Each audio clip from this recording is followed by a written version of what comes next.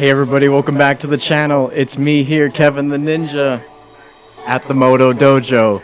It's our super run. Super Sundays mean we're getting a super grind on.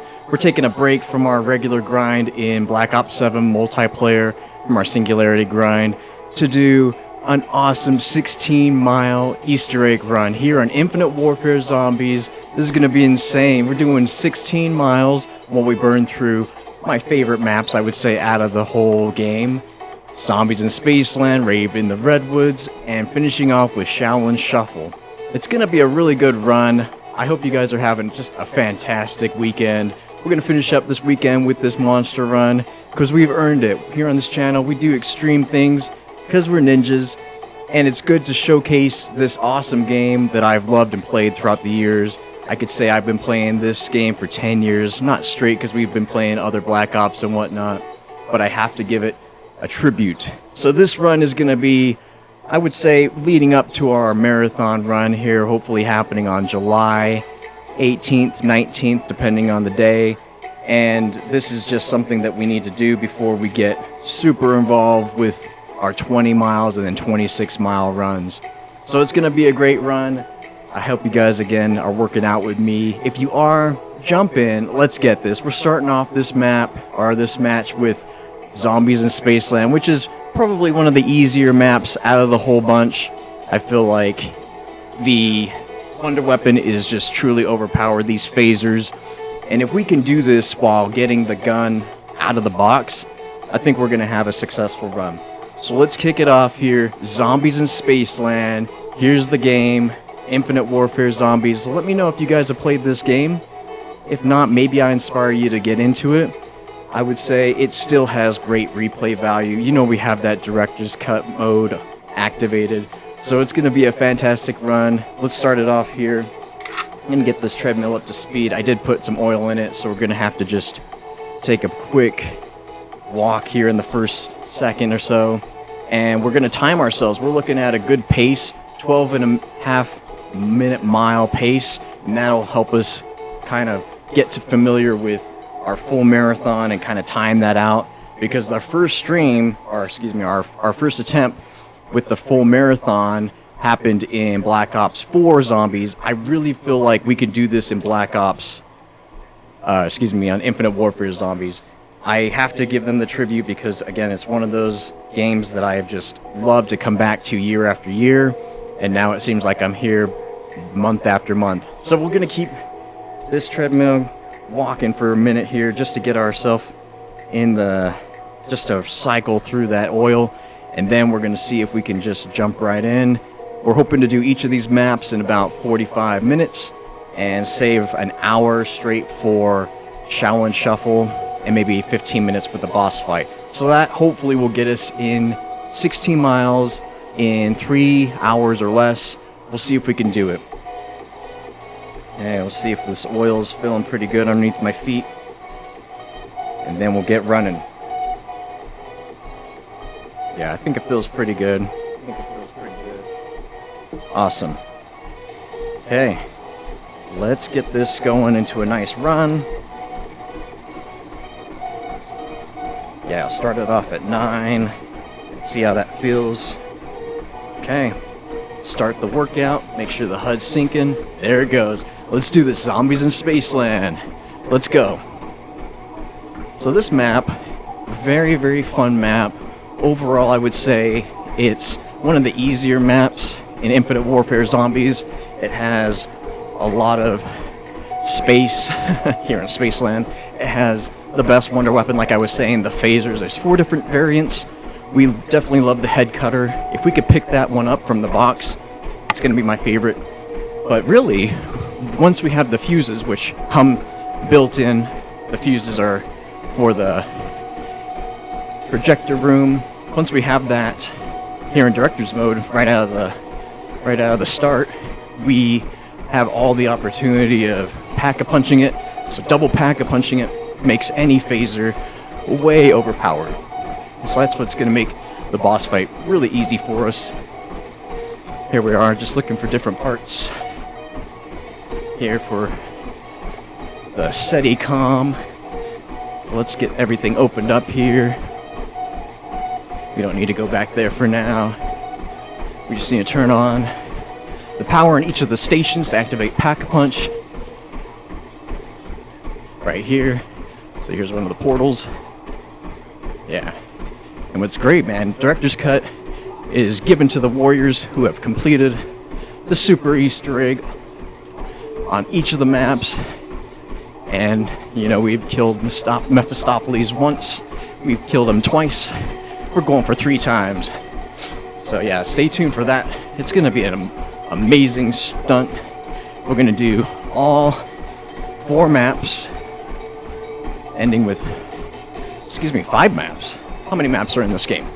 5 maps, ending with the Beast from Beyond's boss fight, and then jumping right in Mephistopheles' fight. And that, I'm hoping, is going to be what we need to finish this tribute to this game. We definitely won't stop playing this game, because yeah, like I said, this game is very fun. Each of the maps have their own styles. I would definitely say that Rave in the Redwoods is my favorite map.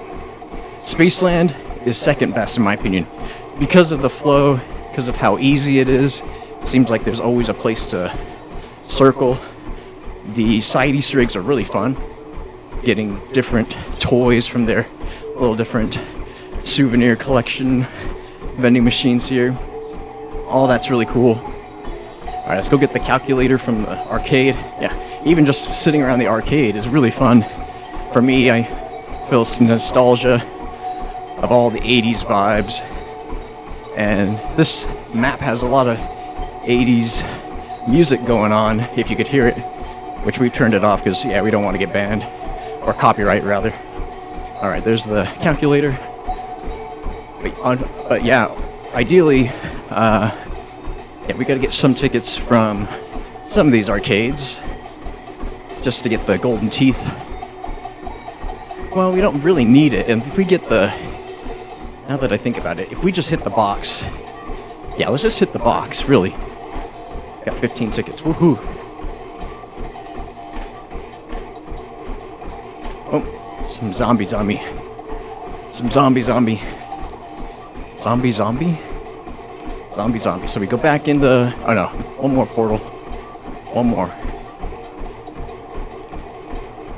1, 2, 3. Oh, we didn't go through red.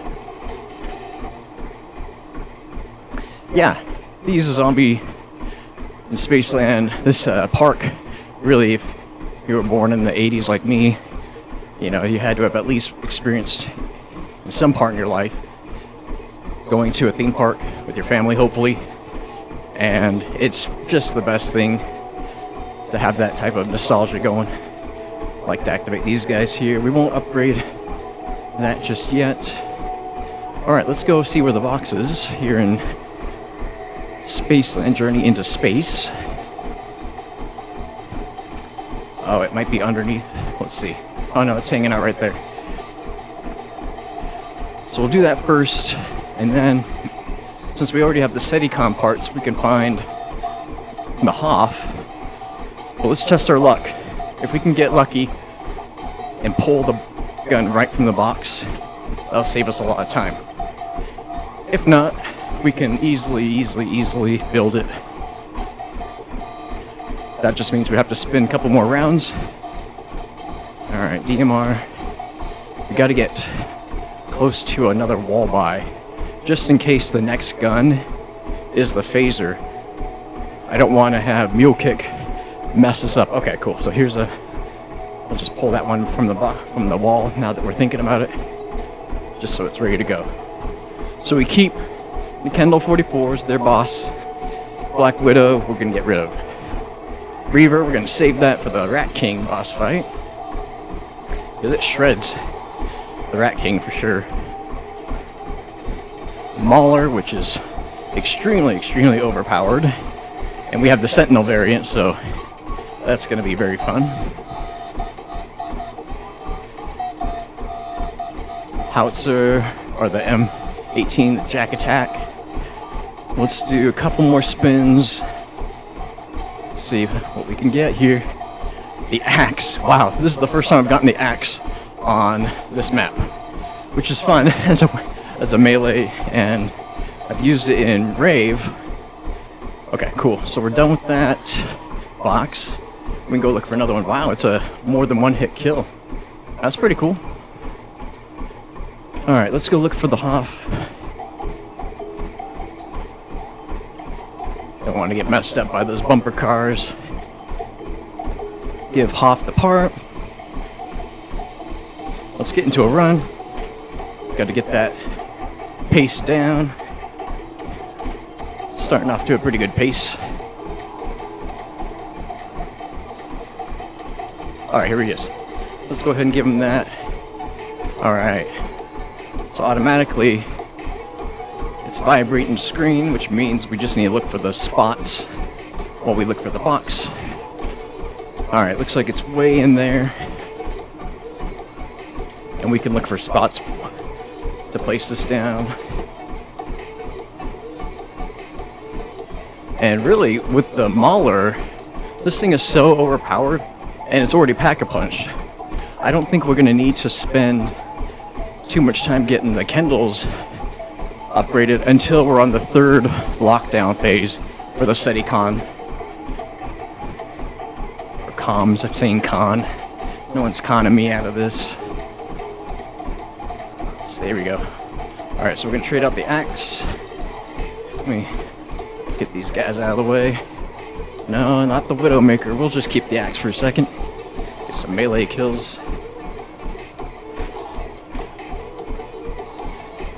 Okay, alright, red coin. Those are good for the Medusa device. We'll pop that in. We'll definitely want to run with that for the boss fight. Oh, it was flashing the phaser at me. It was flashing. Oh, coupon clipper, cool. We could burn through a coupon clipper. I have a lot of those ready to go when we need a pack-a-punch. Alright, pull that out.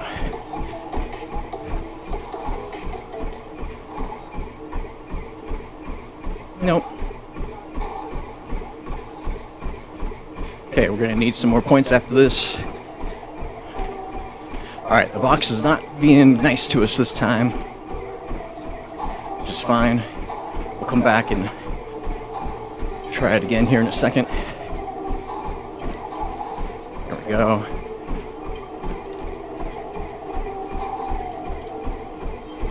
Really, it would be best and ideal to pull a phaser from the mystery wheel here. So we're gonna spend some time hitting it. We got time. We're here for 3 hours, and I know Rave is gonna go quickly because the Rave we won't need to hit the box. Need more cash. Woo! Upgrade the Atlas. That was wow, it scared me. Alright, where are you guys? Where are you guys? Spaceland. Yeah, we can go to round after round. It doesn't matter. We'll move this box and then we'll go put this coin into the Kepler red area.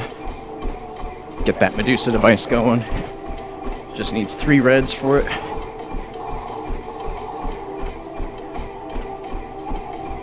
Atlas is pretty cool. The Mauler is definitely better.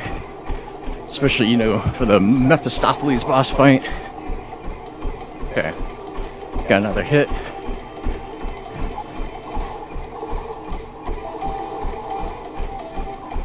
Alright, we moved it. So let's jump out. Man, this thing aims at their feet. I guess there is no headshot daiquiri here.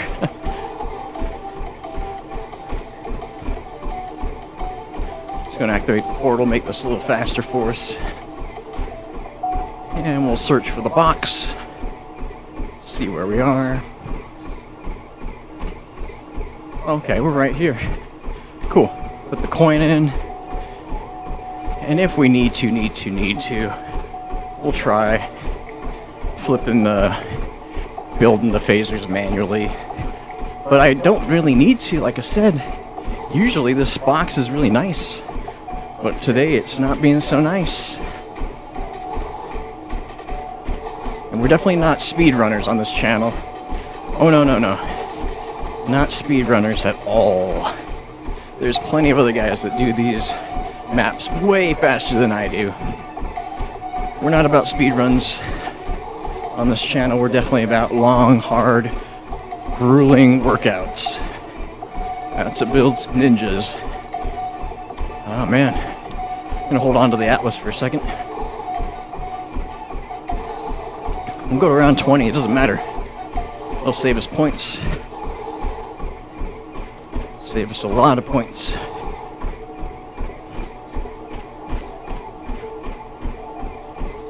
Now, round 9, that's the thing I was thinking. If it becomes round 8, and I think the gives us the axe again. If it gives us the Brutus at round 9, around 8, we're gonna go hit the arcade and get a bunch of kills, or excuse me, a bunch of tickets. So we could just buy the golden teeth, preemptively thinking that the box does not want to give us a phaser. Any phaser will do. I'm not picky. So we got 1 out of 4. Hey, there's our last coin. Sweet. Hey, so we got a Medusa device ready to go.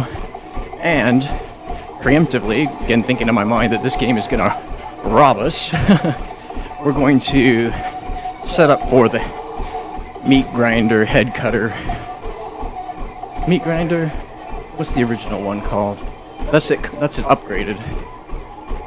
What was it called originally without upgraded? The red one. The red phaser. You know the one.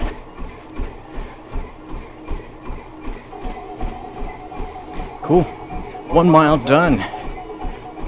15 more to go. We're not even going to be thinking about running. It's the benefit of playing a fun game while doing a workout. Yes, the head cutter. The head cutter. We did it. Cool. Sweet. So I think it is. Yeah, now the meat grinder. Yeah, this is the one. This is the one we wanted. Awesome. Okay, enough of this silly stuff. And of course it gives us a fire cell now. This is so the game. So the game, and we don't need it. Alright, let's go look for spots to lock this down. And then we're going to get the Kendalls upgraded. Here we go. No, I think it was just the... Yeah, not here. Yeah, this is great. This is perfect. Get some points here. Oh, green one. Sweet. We know where to put the green ones. Right here. We'll go over here by the entrance and see what's going on over here by Polar Peak. Here it is. Okay. Let's do this. Oh, you know what? We could do this. Yeah. We got the we have the Mauler. This gun is so overpowered with the Sentinel variant.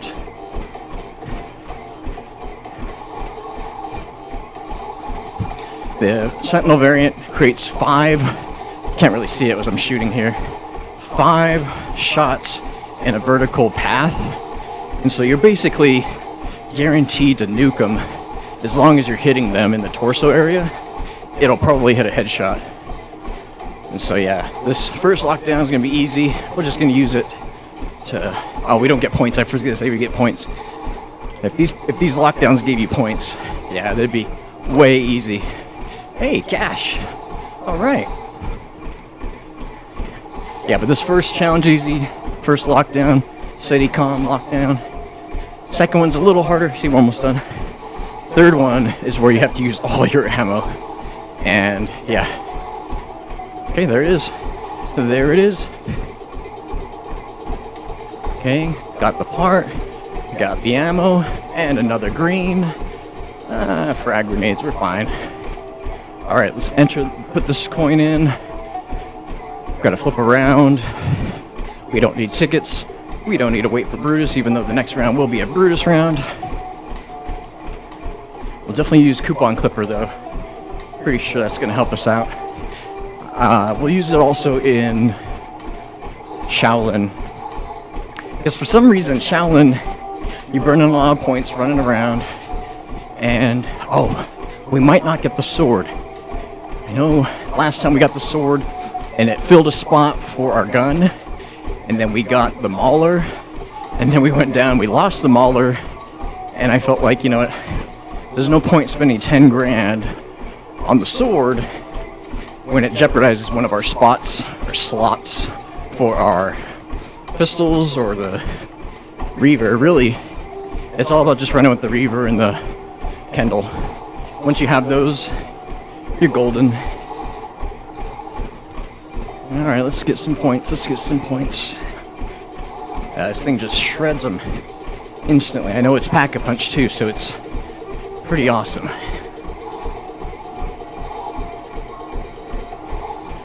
Alright, getting some points, getting some points. There's a blue coin for once. Alright, so we'll look for another spot. We don't need to kill all of them, but I do want to grab some points. Let's see if there's any. Let's go over here by Kepler. Cool. Cruising along this map. Yeah, pretty cool atmosphere. 80s vibe.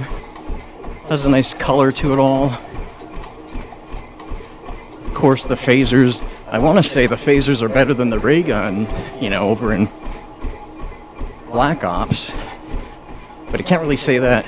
I just know that this one, and then there's also the Discord phaser that's also really, really overpowered. But I can't say that this one's better than any of those others. We're going to need to upgrade our gun here in a second. But what we'll do is we'll wait. Yeah, we'll wait on that. Because really with this Mauler, and even with this Medusa device, and I can always craft another one, this is going to be pretty powerful. How are we doing on pace? Yeah, 12:19, this is good. This is the pace we need to build up the endurance. Oh, nothing here, nothing here, nothing here. Our endurance for our marathon. Because we have to get that marathon in under 6 hours. It's, yeah, just the way to do it.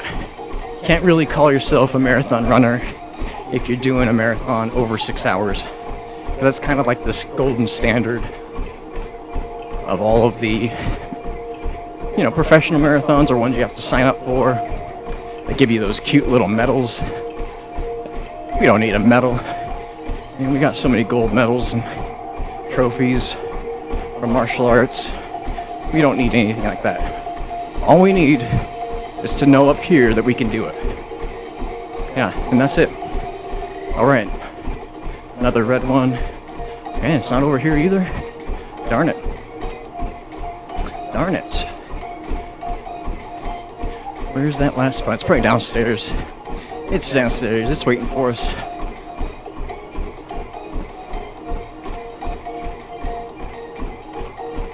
Yeah, that's why we need to save points. And we could do this downstairs easy if we have a sentry turret, but we won't need this with the Mauler. The Mauler is so heavy. So, there it is, yeah. Cool. We'll just shoot down one side, shoot down the other, shoot down one side, shoot down the other.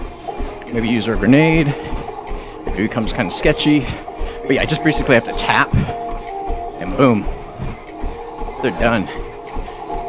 The Kendalls could also get crawlers that can sneak past you, sneak past your line of sight, and mess you up that way. So another reason why the Mauler could be superior to the Kendalls in some of the lockdown. Now, when we get to the last lockdown, yeah, that's going to be kind of crazy. Look at this. It's just cake. It's just cake. You guys ever walked on cake? Who does that, man? Who does that? Cakewalk. Nah. You eat cake. If I see another red, I'm gonna easily grab my... Woo! Woo! Getting spicy in there. Getting spicy.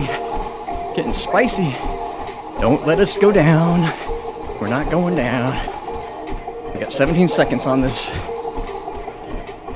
Maybe 15, 13, 12. Yeah, we'll definitely upgrade our Kendalls for the next lockdown for sure.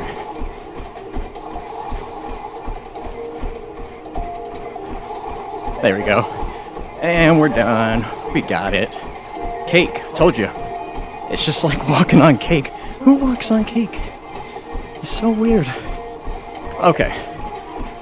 We don't have enough to upgrade, but we do have 2 done out of 3, and that's feeling really good. So we're going to go another round, grab some more points, upgrade our Kendalls once, and then twice. We're going to upgrade immediately to twice, because the third lockdown is 210 seconds, and that feels like forever. That one was 90, so it's gonna feel pretty good. Oh, right, tickets. Sweet. How we doing on pace? And we're still locked in. I love it. Heart rate's kind of spiked. I get kind of excited.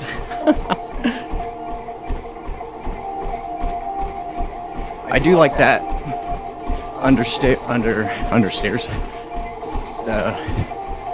area for the last one, because the last one is so long, you really need to get in a tight spot. Let's do this. Let's get another Medusa device set up for us, just in case we need to use this one. We might, but what I do is I have prepared the Medusa device for the boss fight, so that as soon as the alien shows, I activate it. And what that does is it gives me a couple of seconds to just focus fire on the alien. And yeah, when you do that, you can make quick work out of them. At least 1 or 2 phases while the zombies are respawning.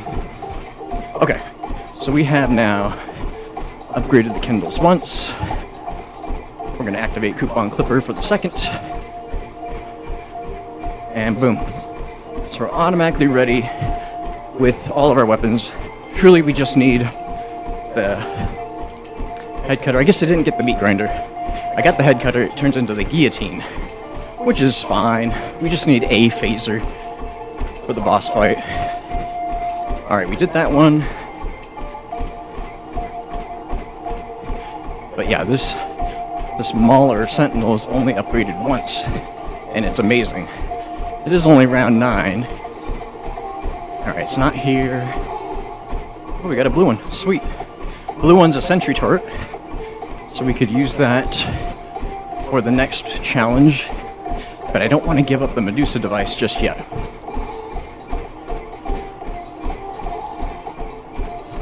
But yeah, putting down a sentry turret while you're doing the last phase of the SETI-COM lockdown makes it pretty nice and easy. I guess easier. Makes you feel like you have another guy with you. on your team. Alright, before we go back into Polar Peak, let's go check it out here and see if we have any luck with the last challenge over here. If it is, that'll be nice because you're in a corner, locked in. Mile 2. Done. It's just our warm-up right here. Our warm-up mileage. Nah, okay. It is all the way. Oh no, don't die. That would have taken us down. It's funny, those bumper cars, man. It doesn't matter how much health you have Juggernog, they'll take you down instantly. Fire and Brimstone. Yeah, the guillotine. It's just really tasty. But I like the meat grinder. That's the best one for me.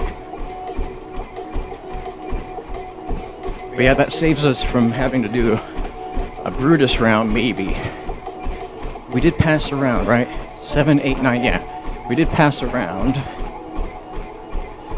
If not, I did it last time where I was like, man, I checked all the spots and I don't have any noise. No? It's gonna... This is the worst spot to do it in right here. Oh, this is challenging. Yep. Okay, let's just do it, guys. We're ready for it. Okay, let's swap cookies, tokens.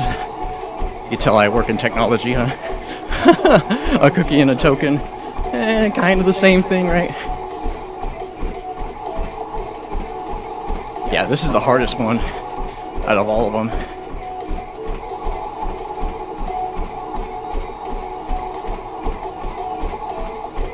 Feels like I have to keep spraying. Otherwise, they'll touch it, they'll hit it. And they swipe pretty quickly at it. Like one swipe takes it down like an eighth.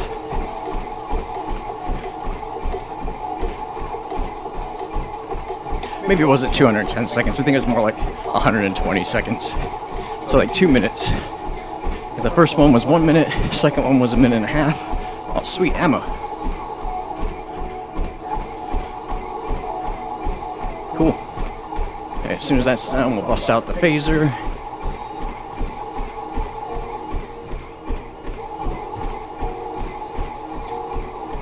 Bust them out. 40 seconds left.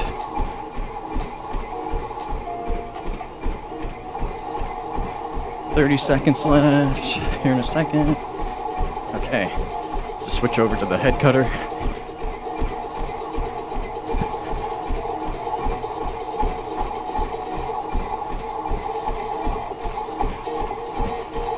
Pretty cool. It makes them like, see that like wig out for a second.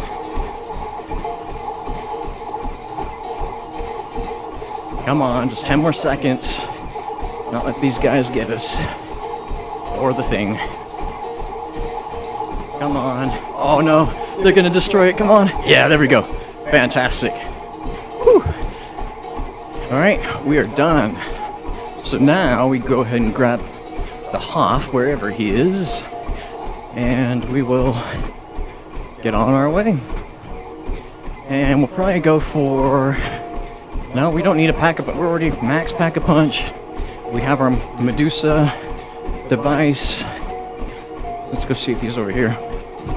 I'm basically ready to go to the boss fight, guys. There we go. Awesome. So let's flip around. Perfect. This has been a really good run. Really good run today. Heart rate is still spiking, man.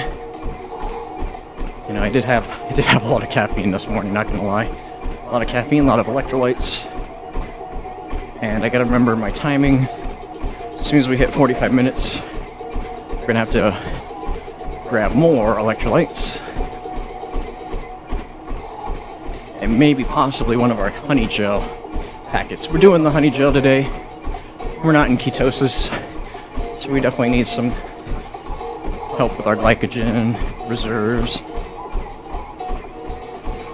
Cool. Alright. 30 minutes in, and we're done 2 miles and 42.4. Cool. We're doing all right. This is a good pace, conversational pace. All right. He's moving. Oh no, he's dancing. The other type of moving.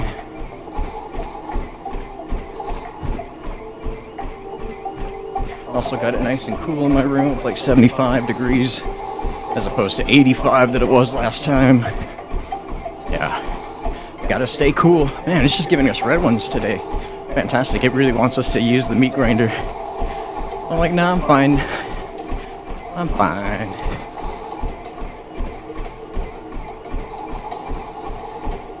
Glad I haven't had any glitches this stream.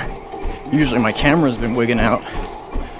So I got it in a good position. Alright, now he moved. So let's go find the Hoff. Pick up the part. Alright, it's already scene 11. Coming up here. Awesome. Alright. Give us our thing. There we go. Okay. So we have the pads. Just to remember the spot. Oh, come on. Yeah. Yellow, blue, green, red. Big circle.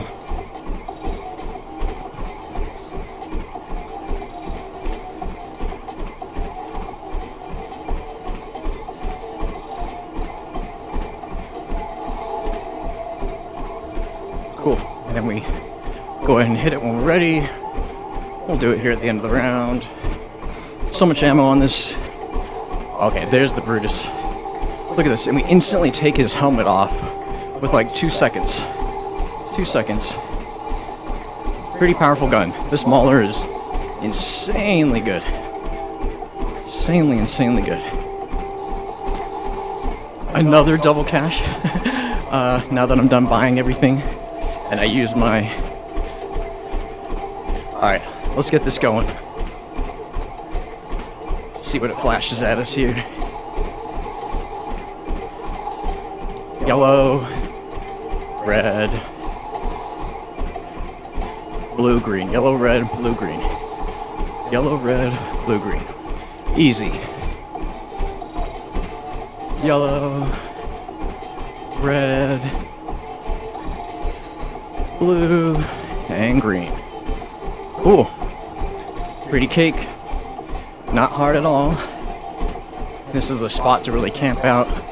Waiting for it. Yeah, it's giving us cash. Give us double points. We're like, come on. Oh, max ammo. That's perfect. Oh, 2 of them. Man, it's like it did that the last time I remember playing this map. The boss fight. It's like, oh yeah, here's more max ammo. And another. And another. Alright. What's the tone? What's the tone? Whew. Red, green, blue, yellow. Red, green, blue, yellow. Big circle. Red, green, blue, yellow. Big circle. Red, green, blue, yellow. Boom. Okay. So I think one more. Look at that. Another max ammo. Man, the saints be praised. It really does like us. This has been a really fantastic Easter egg run. Really, really easy. Seriously, couldn't have asked for a better run. We were fine going a couple of rounds with the box, but it was fine. It was fine. If it gave us all that we needed, it's perfectly fine. Alright. What was that one? Blue, red, green, yellow. Blue, red, green, yellow. Blue, red, green, yellow. Cool.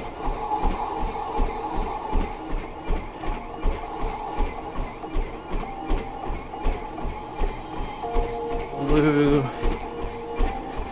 red, green, and yellow. There we are. No? Yes? Oh no, that was it. Yeah, we're done. We are done. And we got ammo for days. This is good. Another ammo. Man, this is great. And we just kind of hold up here, get out the clowns, and we need to be dropping this. There we go. Because then we're going to activate it as soon as we see the alien boy. That big, beautiful blue boy. We're going to toast him. We're going to toast him up. Let's grab that ammo before it disappears, and it's gone. Oh well. We didn't need it. Here in a second. Oop, don't go down, don't go down. Woo! Those clowns will get you. Those clowns will get you. Alright, I think blue guy's coming here in just a second. Here he is. Alright. So we're gonna do a full circle. Not gonna rush in. If we could do this flawless, that'd be pretty cool, right? Flawless. No downs. Here we go. Let's activate it. Boom. Okay, where are you? There we go. Oh, what did I talk about?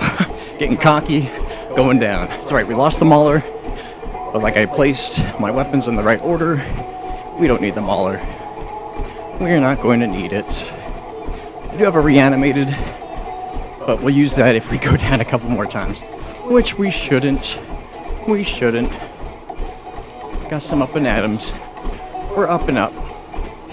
Alright, so let's just do our circles like we're used to.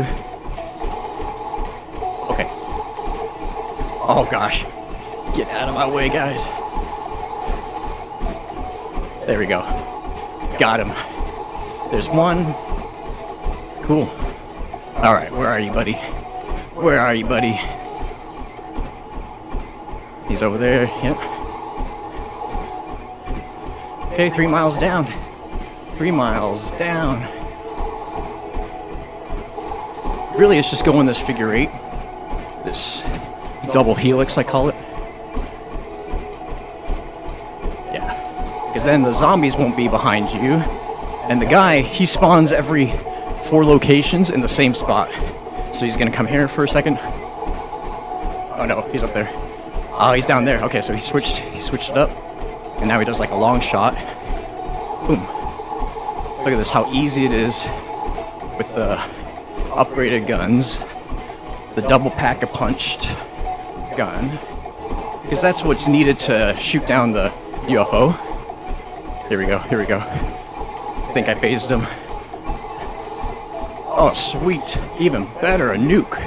Where'd he go? Where'd he go? Is he phased somewhere? Oh no. Where are you, buddy? I think I phased him, but then... Yeah. Oh, he's underneath us. Darn it.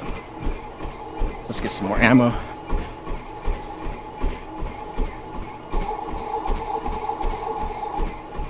Okay.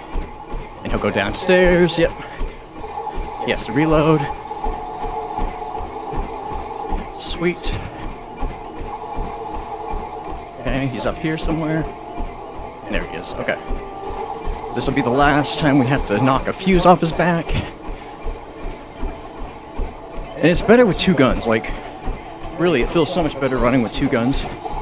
Whew. Okay. Drop him.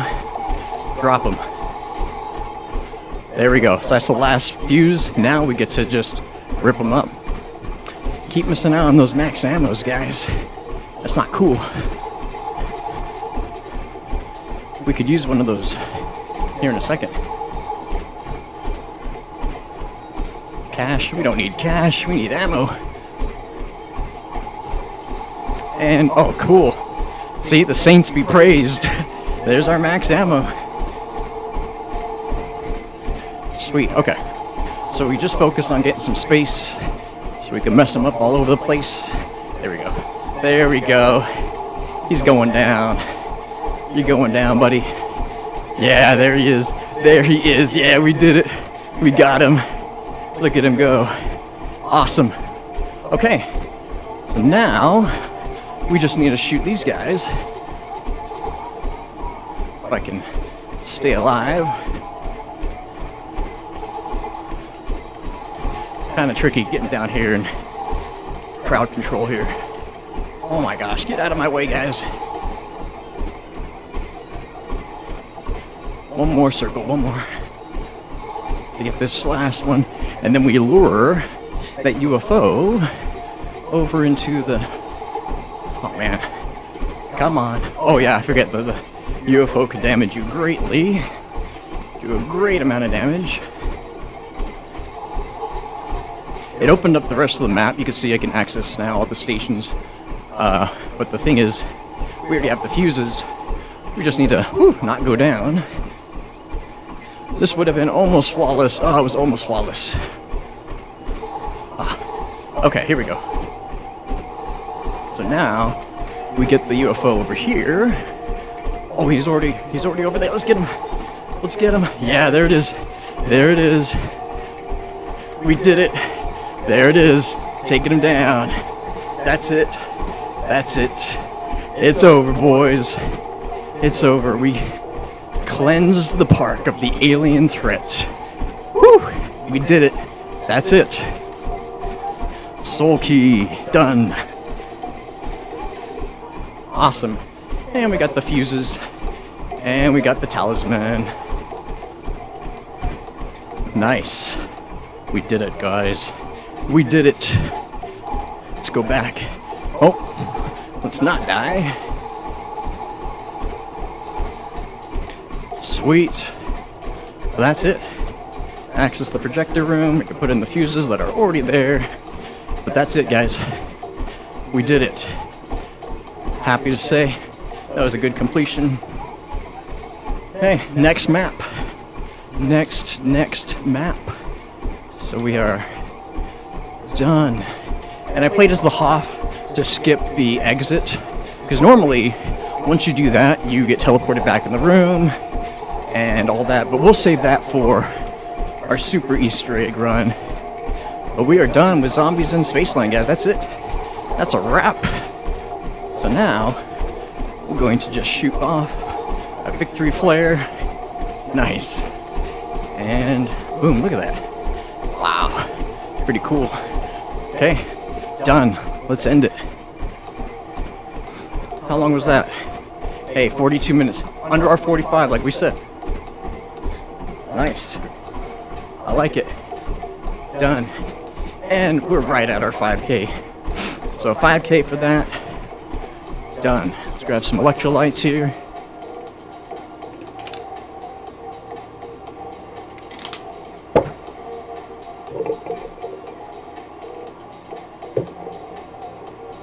Feeling pretty good in here. It's 69 degrees in here. Totally cool. Alright, next map. Rave. My favorite. Let's go as Kevin. He's our guy. Let's just jump right in. We gotta change the lights though. We gotta change the lights to Rave mode.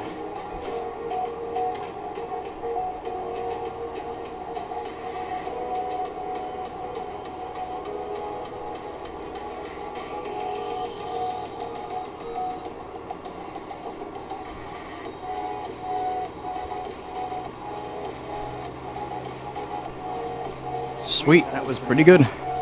Okay, let's get the pace back up. And this one we don't need anything from the box because we just have enough for our, what am I talking about? Coupon clipper. If we use coupon clipper, like I know we got a ton of those. 4, yeah. If we use another one for Shaolin, yeah, really we just go this to give us all of the benefit of running through it pretty quickly, but really we just need the Type 2 and the Reaver. So we're gonna see how far we can get here. We're going for another super Easter egg run soon, but today we're just doing the 3 maps. Okay, let's jump in. Rave mode. Let's go.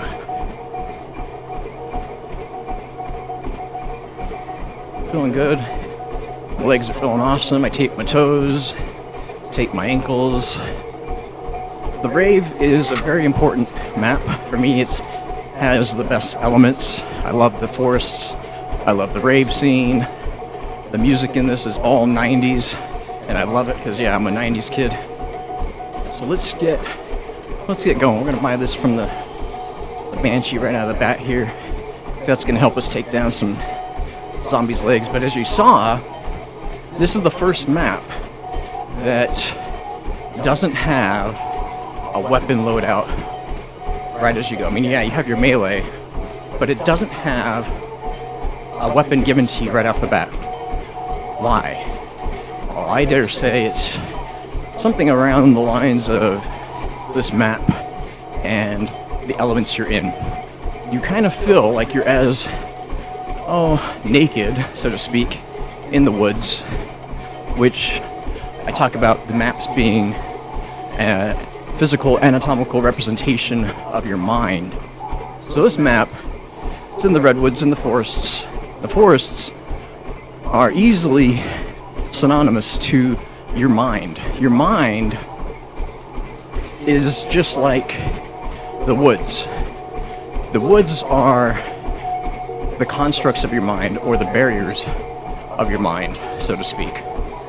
So the benefit of revealing the woods or exploring the territory of the woods is also the unknown aspects of your mind, to which a lot of these Easter eggs talk about finding secrets. That's what this Easter egg stuff is all about. We won't get Smiley yet. We'll get him here in a second.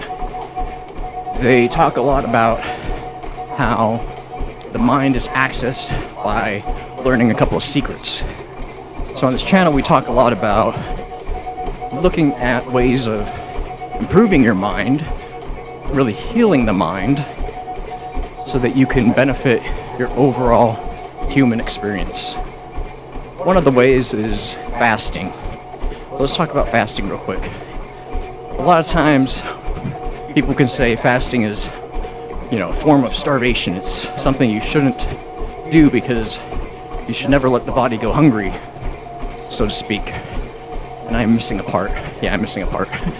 You shouldn't let the body go hungry, right? Because your body goes into starvation mode, and then it's hard for the mind to think, and it's hard for the body to perform optimally.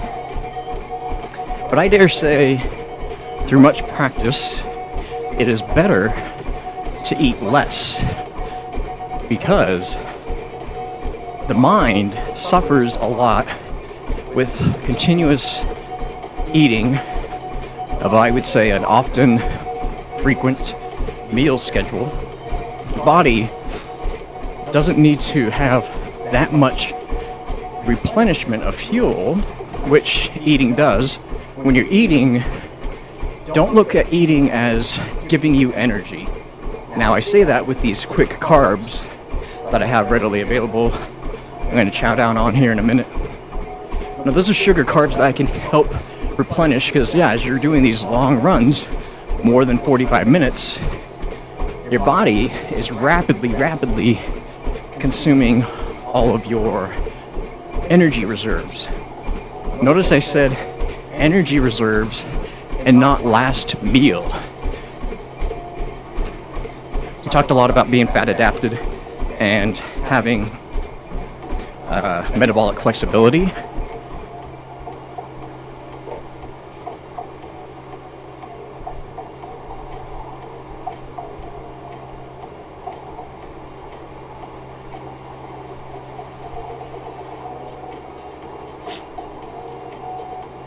Having one of these honey packets every 45 minutes is so that my body is sustained with enough energy, because it's already burning through my reserves. Not my last meal, which I've heard people who eat right before they do a large run. That's like the worst thing I can think of. Why? Because you go into digestion mode. Instead of pulling from your energy reserves, if you're focused on pulling energy from your last meal, no way can you sustain that. And I say that with love, of course. I say that because we haven't really been taught proper nutrition, proper fueling. Unless you become a warrior, so to speak, or a marathon runner, or somebody that works out for more than 30 minutes. Most anyone can work out for 30 minutes, 45 minutes. We start approaching into the hours of constant working out. Yeah, that's how warriors are made. So I'm talking to the warriors out there, and I'm hopefully inspiring others to become warriors, like me and like others I've seen. And so, if you're looking at fueling the body, you gotta pack it with nutrient, mineral-dense calories instead of quick carbs as your meals. Because the body has two modes, really. It has an ability of storing energy and burning energy.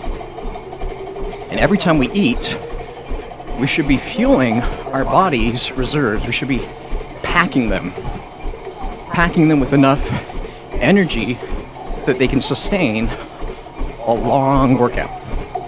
Now, I'm not saying everyone should run half marathons or full marathons like me, but pack your body with enough calories, of the right calories, so that you can sustain your day. If you're just drinking, like sugary drinks, eating sugary foods that you feel are fueling the body, you really are just riding an insulin spike. Because these quick carbs are just giving you that quick boost of energy that is not long-lived. Most certainly not long-lasting. You have reserves in the body. Everyone does. Even me, I'm at perfect weight. I still have weight on me that is my reserves used for these long runs. And I properly fuel my body days in advance. Like, I didn't just eat a large meal last night. No, I ate a large meal the previous night and the night before, and then made sure it was packed full of butter and protein so that I can go through 16 miles of constant running without crashing. And what I'm doing is I'm telling my body, hey, I have fuel. Like, I didn't eat a bunch of pancakes this morning and all sorts of carbohydrates. Oh, no. What I did was I told my body, hey, you have enough fuel in your body to sustain a large workout, monster run, 16 miles. And I'm not giving you food before, and I'm not giving you food during, except for these quick honey carbs. I'm calling them honey carbs. Because that, for me, is poor performing. It's not the best performing to run a marathon with quick carbs. And I say that having ran 2 marathons on this treadmill, on the stream, in 2 different ways. In ketosis and not ketosis. For those of you who are new, ketosis is the preferred method of burning fuel for the body. And glycogen reserves, glucose, is the primary. And it's only primary because, think about it, glycogen, glucose, sugar is everywhere. It's in everything, and it's everywhere. I even got some water here.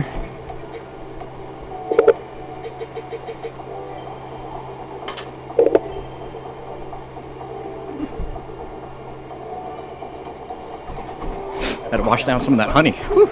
This stuff is thick. So you have the preferred method instead, which is ketones.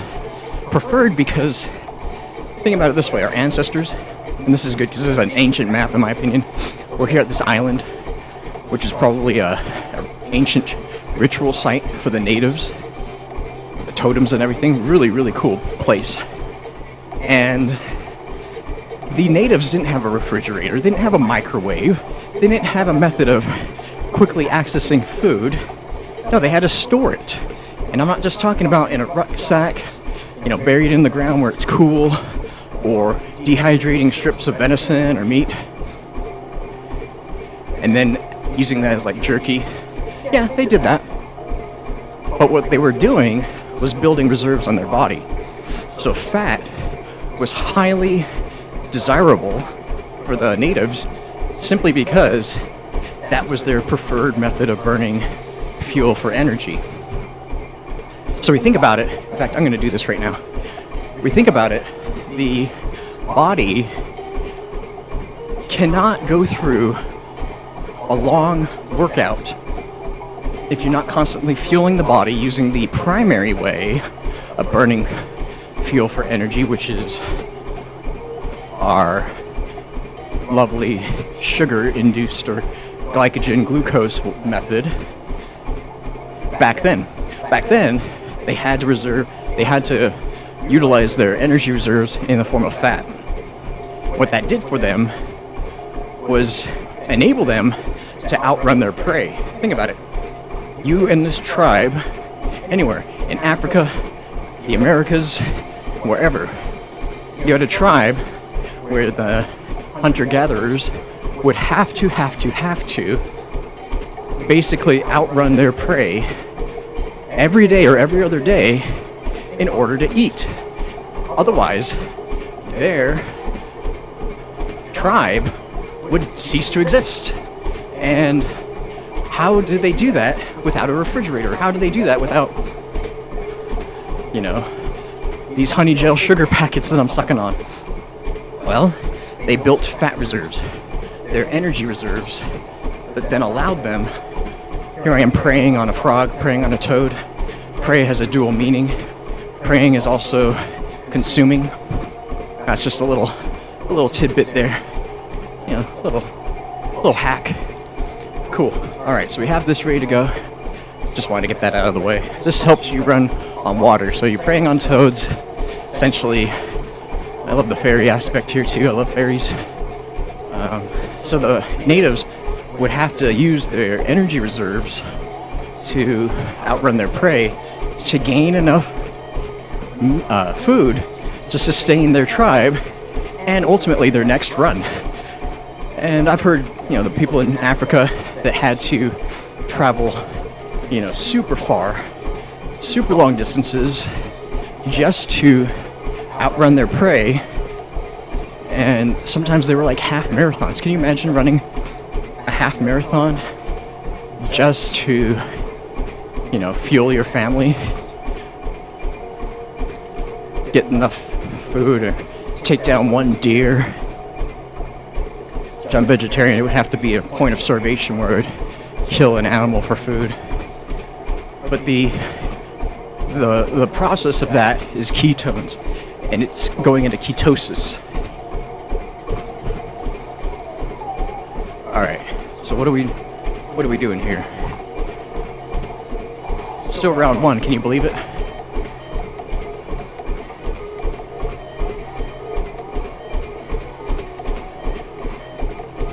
Oh, I didn't pick up the piece from the... Isn't that funny? Alright, let's drop down here. I killed the guy, but I didn't pick up the piece. I'm like, why isn't that picture there? Forgot one step here. There we go. Cool. So now we go back, show this to Kevin, and we could probably... what are we gonna do? Yeah, we could probably pack a punch this. So we have to remember that the body is the ultimate healer. It's also the ultimate machine. And if you fuel the machine appropriately, the machine is going to run optimally for long periods of time under hard, excruciating circumstances, whether that's your day-to-day job or doing 16 miles. So it's a challenge. It's a challenge for each of us to pull ourselves into a place that the body can perform optimally. Alright, my watch was backgrounded, so we just jumped some miles there. And that's definitely not our pace. We're still looking at a 12-minute pace. 12-minute mile pace. But we're going to sustain this the whole 16 miles if we can. So we fuel our bodies. That's the first step. And we could do that through proper fueling, proper energy from our reserves, which are padded and compounded by our nutrition. Minerals, heavy, dense calories, in the right foods, the right fats, the right proteins. Then we could say, you know what? Once we have that, we don't have to eat every 2-3 hours. We don't have to constantly be putting food in our mouth. Why? And here's what I'll talk next.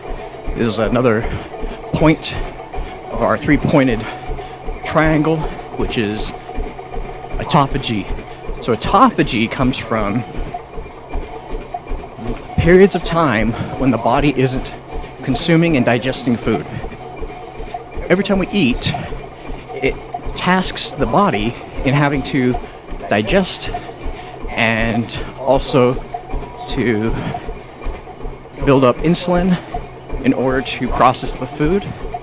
So we're digesting and we're causing an insulin spike, which is necessary during times of feasting. But what happens is it hurts the body, so to speak, because it inflames the body. Think of an insulin spike inflaming the body.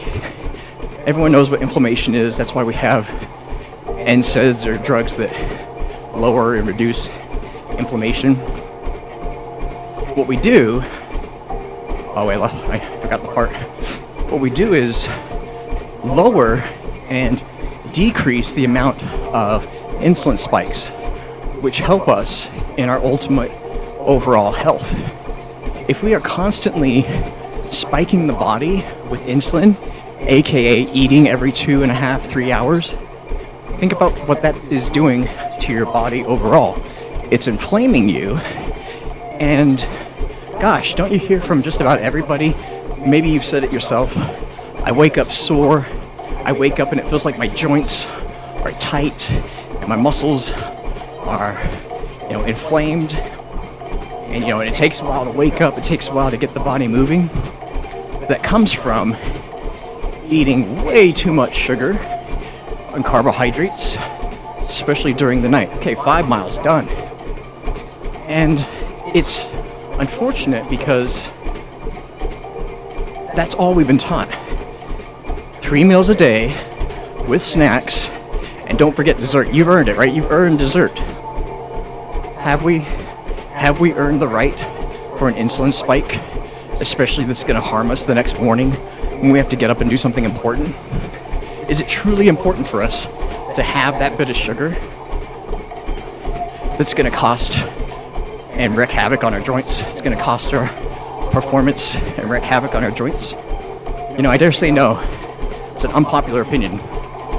Autophagy, recycling of cells, that's what autophagy really translates to, is the recycling of cells, comes from not eating through a certain duration. And it's sustained by your mind. Mind over matter, ninjas. Mind over matter. Here's how it works. You tell your body with hydration that we are not hungry.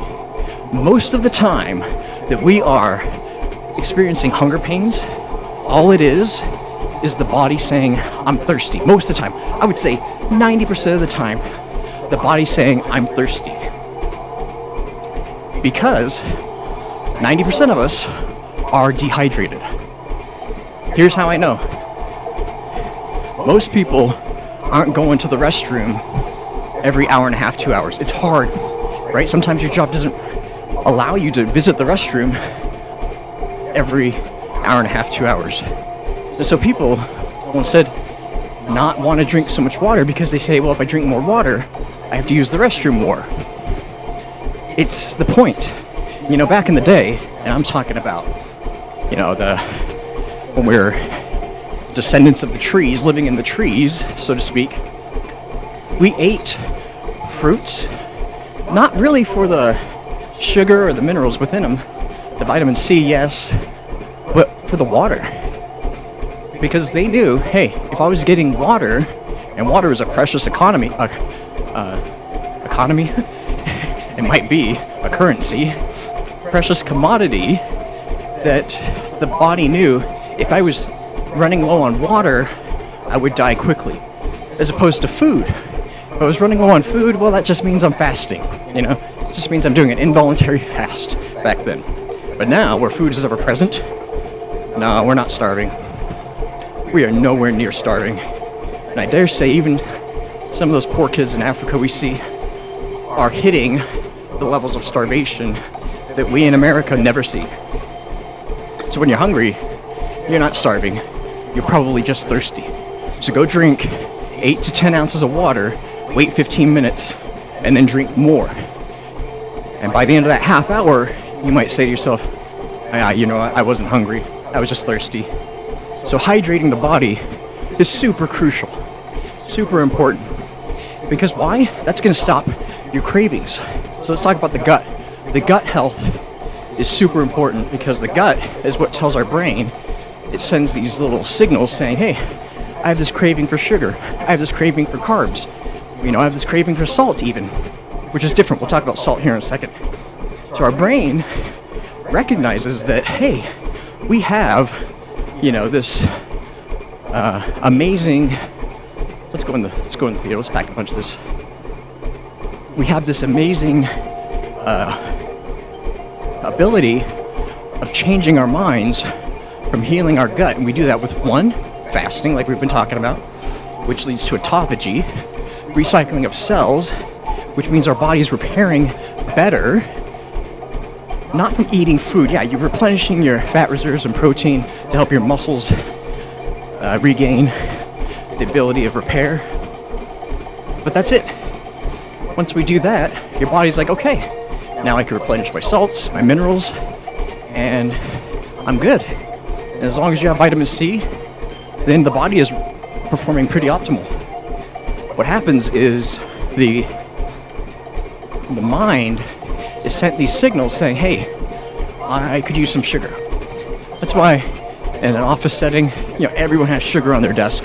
Everyone has candy around, a bowl of candy, a bowl of junk, and you have to just discard that and say, that's not for me. Politely say, no thank you, because you're jeopardizing your mind, jeopardizing your health every time you create an insulin spike, which is caused by even the smallest piece of chocolate, even the little handful of candy. There it goes. So what happens is the body stops repairing, autophagy, recycling cells, and it starts digesting. And that causes the body to be in flux with the state of healing. Instead of repairing your muscles, you know, building up the fibers necessary for your muscles, it says, okay, I'm digesting. I need to digest this food, which means I need to start, you know, building an insulin spike and all this crap. And it's awful because that's where the inflammation comes from. And I'm going to just call myself out. 41 years of age, yeah, I have cravings still. I don't know anyone out there that says, oh, I don't crave chocolate, or I don't crave candy, or for me it's a big tablespoon of peanut butter. Even after I just had my tablespoon of peanut butter, I say, nope, I'm done. You have to really tell yourself that. As we get older, two things happen. When you hit 40, your muscles start to atrophy. If you don't use it, you lose it. Also, you start building up anxiety. And the unfortunate thing is, what do we do when that happens? Well, most of us eat, because food is very comforting. I'm not gonna lie, it's very comforting to satiate the body via food. You know, just tell the body, hey, I have this yummy piece of cake, or this extra salty bag of chips, and I'm just gonna eat the whole thing, and that's gonna make me feel good. It's temporary satiation when you do that.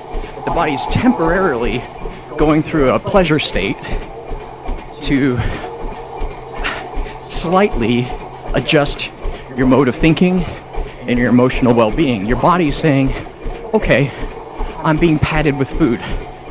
Isn't that a bad thing to use food as a mechanism of comfort? No.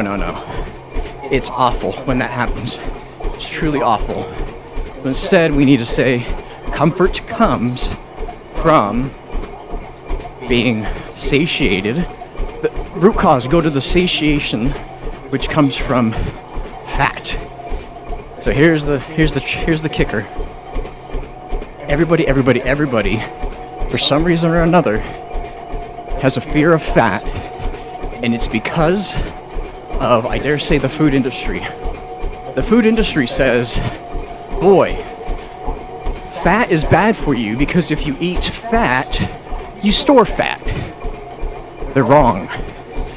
Here's the thing. We've all heard of sugar-free and fat-free products. If they worked, if having less fat in our food was healthier and making us slimmer, wouldn't everybody be skinny? Wouldn't everybody be fit if we took out fat and sugar from everything? Sugar, yes. Fat, absolutely not. You can't do that. You mustn't do that. Why? Because like I said, fat does two things. Fat satiates you. Satiation means I'm comforted. I am full. I don't need to eat anymore.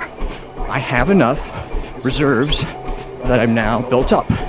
So I don't need this anymore. Instead, what we're told is, oh no, you need fat because, fat is bad because if you eat it, you wear it. That's only if you don't use it. If you don't use fat, yeah, you can gain weight. If you eat, half a jar of peanut butter and you don't do a marathon the next day, you're gonna wear that. Peanut butter for me is my method of gaining miles. It's like that because I am able to quickly build up fat so that I can use it the next day. It really is my build-up, or the next couple of days. So what I do before these big runs is I am always overfueling so that I can burn it. Because I'm burning calories, I'm not burning a lot. Like even on a marathon, running 26 plus miles, I'm only burning like 2,800 calories. But I need to have 28 calories in my bank to burn. Otherwise I crash. Hey, that happened the other month at mile 21. So what we do is we fuel the body, we satiate it with fat, which tells our body we're full. And we use that fuel, otherwise we wear it. So we don't simply latch onto that half-truth of eating fat makes you fat. That's a half-truth. The full truth is eating fat builds your energy reserves. And it's up to you to use them. If you don't use them, you store them. Now the muscles, we talk about our muscles when we get 50 years, or once you hit 40. When you hit 40, there's a thing called muscle atrophy. We can't upgrade this weapon. All right, we just need a little bit more points. When we hit 40, if we are not working out for 30 minutes a day for at least 3 days a week, then yes, we will eventually lose our muscles. So that term, use it or lose it, is very real when you hit my age.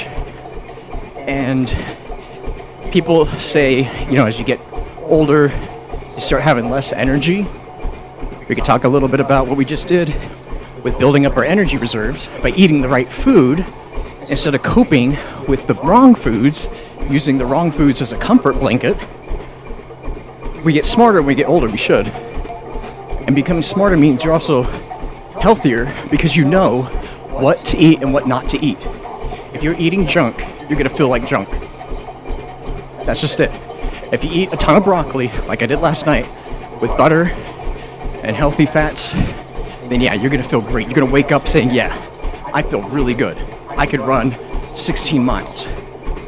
So you use that because I tell you, the food industries have kind of swindled our health on the one fact that they want us to feel like crap all the time. All right, there's 6 miles done. We just need 10 miles to go. That's it. 10 miles to go. That's nothing. We got this. The food industries, oh boy, at least back in my day, back in the 90s. So I was born in the 80s, grew up in the 90s. We all knew that food pyramid, right?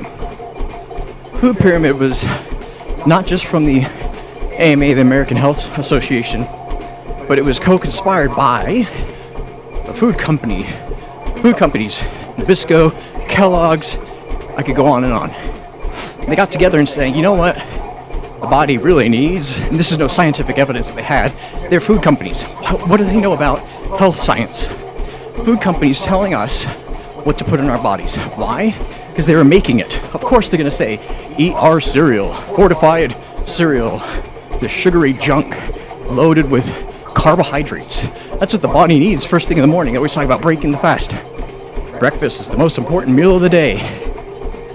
Breaking the fast is important. Why should you have to break it as soon as you wake up? Here's the thing. Most of us are only in autophagy when we're sleeping during the 7, 8, hopefully 8 hours of sleep.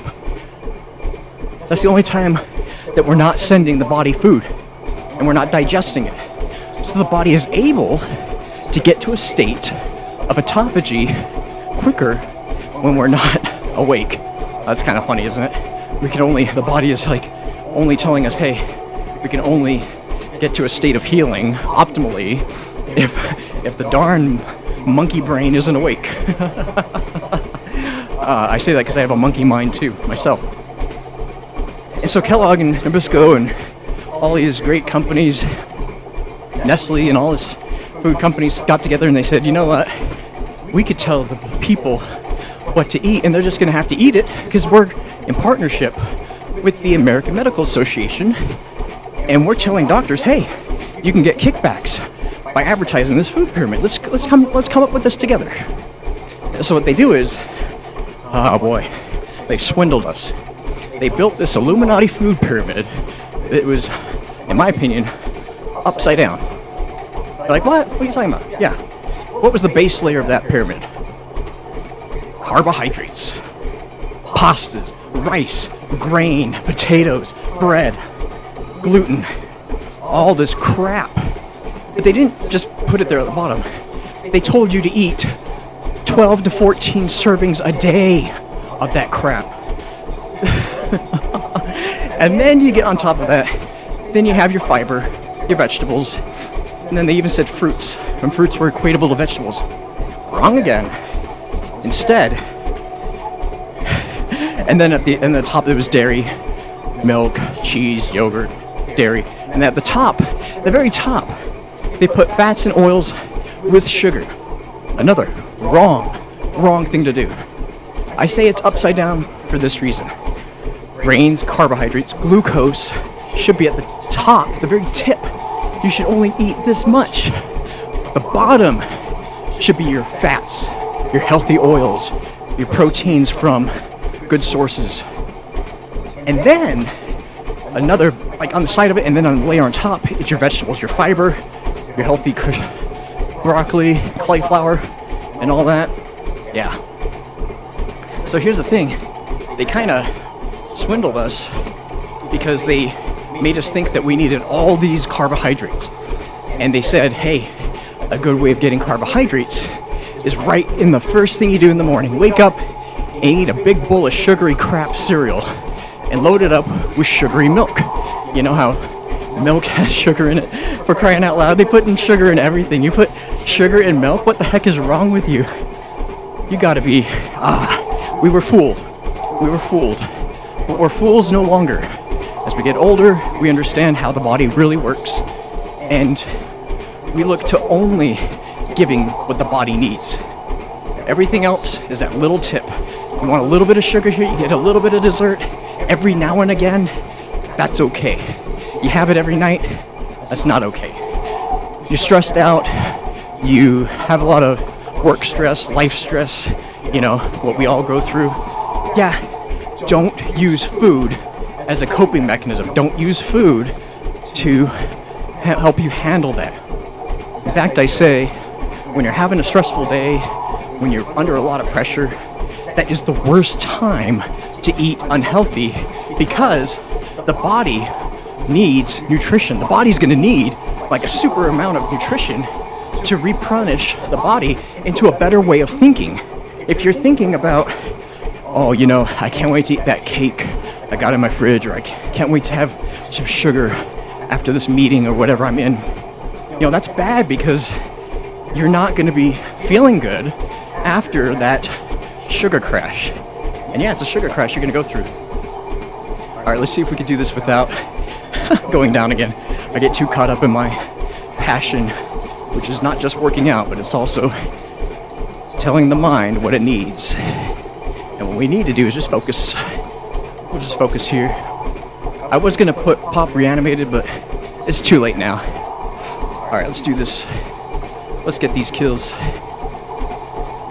Awesome. We're doing great.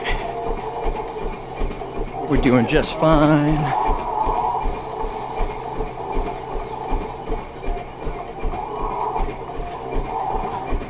So we're playing Ring Around the Rosie here. Looking out for the big guy. While also getting some kills here.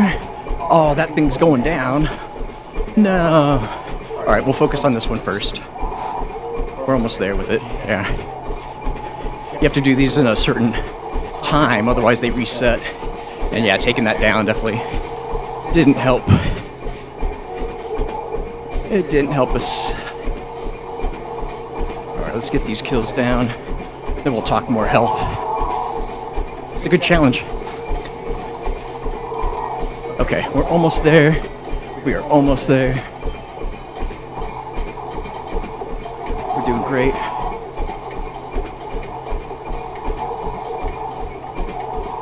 Almost there. Do one more circle. Yeah, Ring Around the Rosie. Here we go. And this is why I get that frog charm to help us out with running in water. Otherwise, we'd be pretty flat-footed here in the water. Almost there. Another round.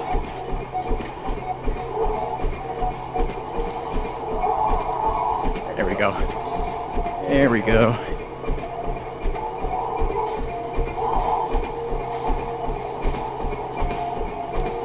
There we go. How we doing? Doing pretty good. I think we're there. I think we're there. Maybe. I don't know how many it needs. Yeah, it needs a couple more. Oh shoot, oh no! Keep going, keep going! Yep, we're almost there. We are almost there. Here we go.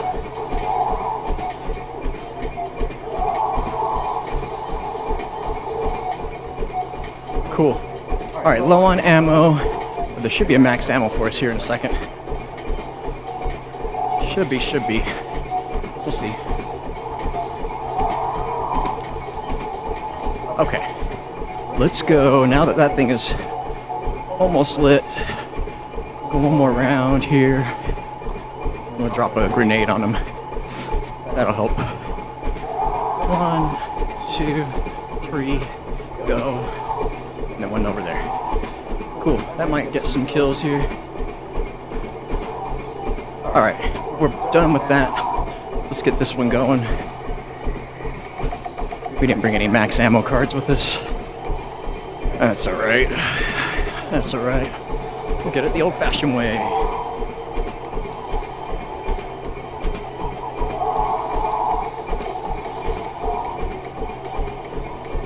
Oh no, it wants us to do this all the way.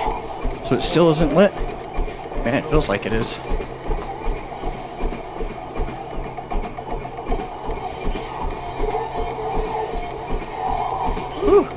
Alright, let's run. Okay, here we go. Yeah, that should be done. Alright, we got some more. 15. Alright, 680, nice. We're ranking up. We're ranking up. Alright, we get this max ammo going. And we'll get some more kills with the gun. Which is a little bit easier than that. The saw just makes it a little bit easier, that bone saw, because it's easy to, you know, just walk right through them. And I usually build the crossbows, but I figured we make this a little bit easier on ourselves, a little bit quicker. But yeah, we could have done that. It's only round 3, so we definitely ran pretty quickly through this one. Alright, why is this one going down? Why is this one going down? Don't you go down. I had you up. Yeah, you have to do this under a certain time. Otherwise you start resetting it. Alright. Let's try it, let's try it, let's try it. Getting kind of risky over here by the water.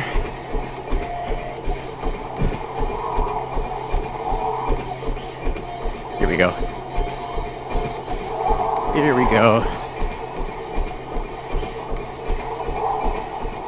And we're out of ammo again.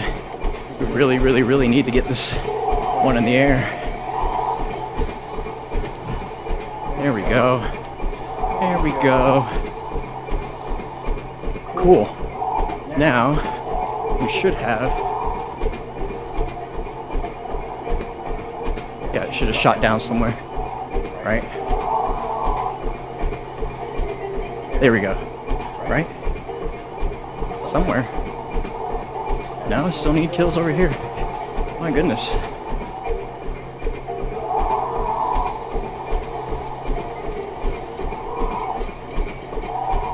Man, oh man. It's like the longest stint I've had to do on this step. There we go. So that one's in the air. This one's in the air. Alright, let's do this. There we go. Okay, cool. So now, I'm like, I need ammo because I won't be able to get the big guy. Woo! Without it. Sweet. Okay. We're still running and gunning. So we basically create some crawlers here. Make it a little bit easier on ourselves. Get away from the big guy. But walk him near that little circle. Which is pretty cool. The Native American stuff here. Come on. So we got a crawler. Got one guy plus crawler, right? Alright, let's get over here, dude. Cool. Awesome. There we go. Okay, so now this is an easy step. This is why I bring Smiley in. Our little meat grinders. You basically just shoot him with one of these things, and it doesn't really matter where the symbol is on him. As long as you nail him, then it'll explode, and yeah, it'll basically get him. If you can just make sure you get a shot on him. Do I still have that crawler? Yeah, perfect. And if you could leave a crawler, even better. Even better. Makes the step really easy. So we'll just make sure to re-up on our ammo before the last symbol. Cool. Oh, missed him. There we go. Let's make sure we're loaded up on this gun too. There we go.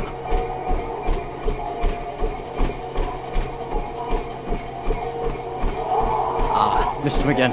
It's kind of hard to aim with this thing. There's not really an crosshair on this thing, so you're kind of just open and praying.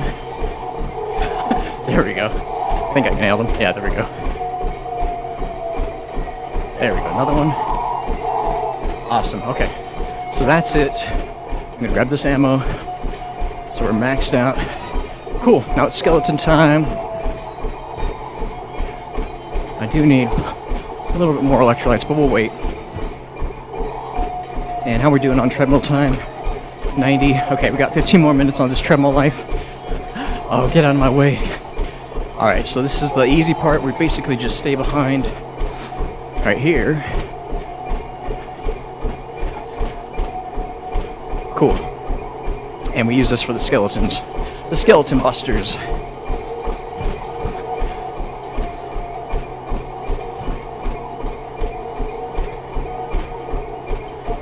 So what we need to make sure is we lead the group of zombies in, but we continually hit one of those centers so that those skulls will rise. If they don't rise, then it's basically like we have to redo it, wait for the ammo to spawn in. So yeah, as soon as they come in, We don't even wait for the big guy. We just keep hitting him. Keep hitting him.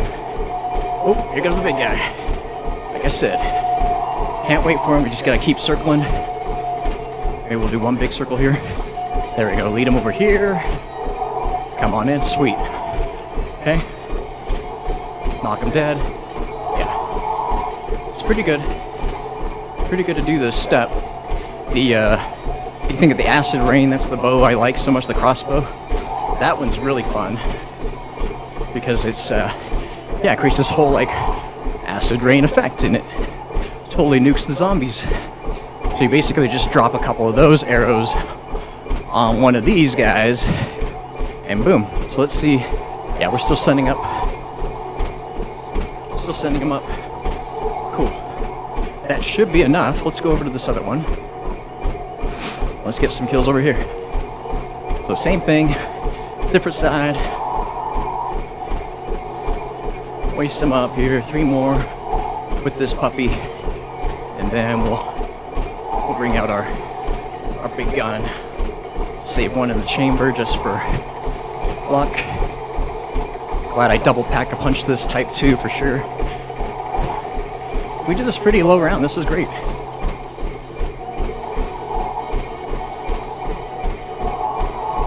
Did we already get it? No, we couldn't have already gotten it. Yeah, we still need more heads. We still need more heads. There we go. Okay, so we'll waste a couple here. We'll create a crawler, if we can. And yeah, it should be easy enough to get us into this spot. 1, 2, 3, cook the grenade. All right, we got 2 crawlers. And we got him. Okay, sweet. So this is the second phase. One more phase after this, and we're good, guys. Pretty sweet. How we doing on time? 1:24. We're gonna see if this treadmill dies. It dies at 1 hour and 40 minutes. So the goal is to get this Easter egg done before the treadmill dies. So that way we can pause, bathroom break, electrolyte break, and then hit Shaolin Shuffle feeling fresh.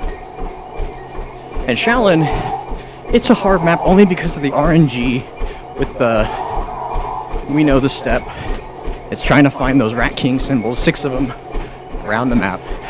And that, man, feels like we're running the map back and forth, like we're actually running a half marathon just on that map. So this will be good. If we get through Shaolin Shuffle in an hour, we have a half hour left. Man, we'll probably just jump in on a practice boss fight or something. Maybe we'll practice the Attack of the Radioactive Thing boss fight. We won't be able to get a full boss fight in, or a full Easter egg in, that's for sure. Cool. Okay, let's get this max ammo. Awesome. Perfect. Okay. So now we just wait. Go one more circle. This is good. Yeah, it's my favorite map of the series. And Infinite Warfare. I love it. Love the music, love the layout, love the guns, love the music, everything. Oh shoot, I gotta get over here. Whew. Before I die. Alright, here we go, Smiley. Let's get these skeletons wrecked.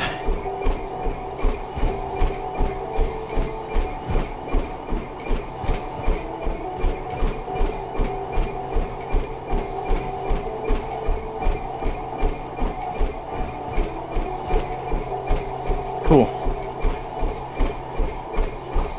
One more should do it. Maybe another. There we go. Okay. So we're golden. Let's get some kills. Since the max ammo comes every 90 seconds, I'm not terribly worried about running out of ammo. I definitely want to keep ammo in my Type 2 as backup to get these done. Don't get too cocky, don't get too comfortable. Let's do a circle and whew, get out of here. That's Big Daddy territory. Whew, Big Daddy. Let's get some done over here. I know it's going against my law, but if they're over here and we're over here, might as well get them. Might as well. Yeah, Smiley makes pretty quick work. Pretty quick work, at least. You have to get into them, so it's like you have to face the fear of, you know, going down or getting too close to the zombies. Usually it's nice to have a comfort zone, a little barrier between you and sudden death. But yeah, if you can get over that, you just understand that, you know, as long as you have ammo in your Smiley, yeah, it's gonna nuke them, it's gonna take them apart. And you just keep focusing on getting kills. Cool. Alright, so this one's lit. Let's go back to the first one. Make sure we got some on that side. Yeah, let's go. First one. Oh, first one's already down. See, that's what I was fearing. If we don't get one fully illuminated, I guess, then it'll just reset all your progress. That's okay. We have ammo in our Type 2, and that's what we brought it here for. The Type 2 also allows us to go fast on the water. So we're going to do a full circle here, come all the way back, and just group them up and rip them up. Yeah, I bet the Mauler would be super easy for this step, but we don't need it. We just need headshots with this thing. Type 2's got them. And we need to get closer. That's one thing we do need to get closer. Whew. Did it already shock him? Let's get some kills over here just to keep it lit.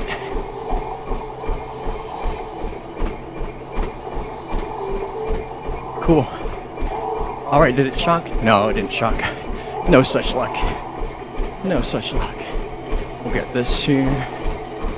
Come on. Stomp over here, dude. Stomp over here. Alright, here we go. This'll be it. This'll be it. This'll be a good amount of kills. There we go. Okay. So we got that. And we're out of ammo. But we got a max ammo ready for us. Just waiting for us. Cool. And once we got that symbol down on the ground, we're done. Now this is the easy part, where we create a crawler or two. 1, 2, 3, crawler time. Cool. Go grab some ammo. Oh, I wish I had one right here. We got one. We need more though. Cool. Max ammo time. Alright, there goes my treadmill. It died. So we're gonna have to pause for a second. Darn it. Darn it, darn it. I guess we were 10 minutes out. Alright, let's pause. Hey, let's take a quick break. What do we say? Well, let the treadmill rest for a second. Be back in a minute.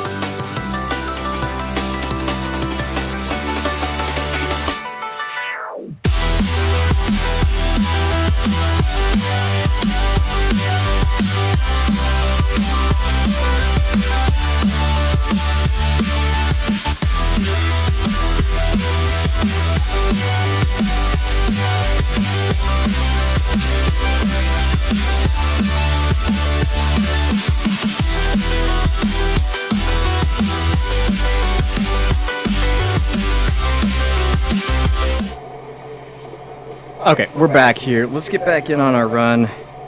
Enough of that break. That was a good little break. Unfortunate treadmill died right in the boss fight. I wanted to do the boss fight after the treadmill died. Or excuse me, before the treadmill died, but oh well. Alright, let's unpause the workout. Get back in on this, guys. Alright, HUD's going. We're at our halfway mark here. Check this out. We might get lucky in... There we got our max ammo. Let's get some more crawlers here. We might get lucky in doing Shaolin Shuffle. That we might have enough time to do, another practice boss fight. We won't do a whole Easter egg. I dare say it's going to be a little difficult to do that. So instead, we got a bunch of crawlers here. Where's that big guy? Come on, big guy. Come on, big guy. Come on. Here we go, here we go, here we go, here we go. Come on. Alright. I'm going to take a couple shots at him.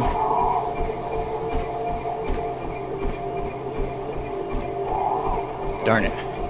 We have to get him on that symbol and then shoot him and make that symbol explode.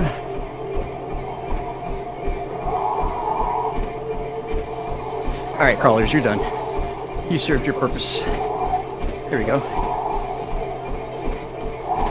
There we go. Cool. Okay, well, we saved a crawler anyway. Alright, this is the fun time. Oh, we were so close on getting him. All we need to do now, shoot the symbols off of him, and then just nuke him. And that's going to be so easy. Too easy with the smiley, like I said. You don't have to really get the symbols right on. You just have to make sure you're shooting them. As long as you got a shot on him, it'll explode and take out the symbol. Alright, let's get moving. So now we got some more zombies spawned in, which we'll group up here. We'll group up. Cool. Getting some shots off. This was good. Halfway through the run, 8 miles down, and I feel really good. Probably in another couple miles, I'll take another sugary honey packet. Boy, those things are sweet. I never, really eat sugar. No candy, no bullshit. Excuse me, sorry for swearing. And it's because my body doesn't respond well to eating a lot of sugar. I have a sensitive stomach. And so yeah, eating a lot of sugar, eating a lot of carbs, I've noticed wreaks havoc on my stomach. And it's not worth it. It just isn't worth it. Nothing tastes as good as waking up with mental clarity feels. When you wake up every morning clear-headed, you wake up every morning having the right energy, you wake up every morning not inflamed, you begin to become, really, really in love with that sensation so much that you don't sacrifice it. You don't jeopardize your health just because, there's candy, or there's this. Now, once in a while is okay, but no, you don't use that as a comfort mechanism. We fight those cravings, we rise above, ninjas. Cool, that's it. There he is, he's done. He's done. Got him done. Alright, that was good. Pretty good, pretty good. Wasn't flawless, we took one down, but we came out on top. Pretty good. Awesome. So yeah, we're free to explore the map. I love this map overall for high rounds. I want to come back in the future, beat the boss, and then do a high round challenge. We'll do that one day. Soul key, done. Awesome. Okay, next map, Shaolin Shuffle. We need to change up the lights here.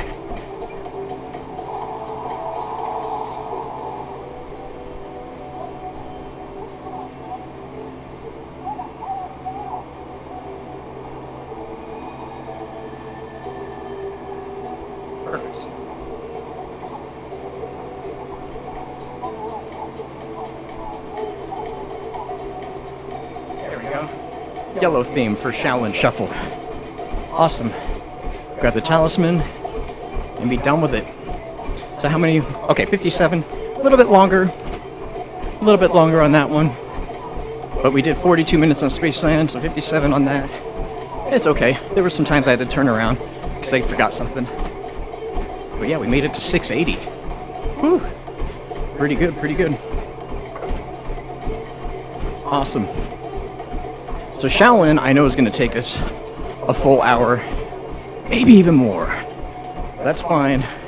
We still have a lot of mileage to do. We're almost at 8.5. We're feeling good. We're feeling tight. So let's change up our film to Shaolin. Let's get Pam on our side. If we can do it. There we go. And let's just jump in. We don't need any Fate and Fortune cards. Yeah, we have another coupon clipper if we need it. Oh, wait. I do want to get mana up. Let's change this guy. Mana up. And let's get evade out of there because I don't think I have any evade. Yeah, we have one, and we're saving that for our next Mephistopheles fight. So I don't want to touch that one. Twist of Fate can help us. Oh yeah, ammo. All the ammos. Yep.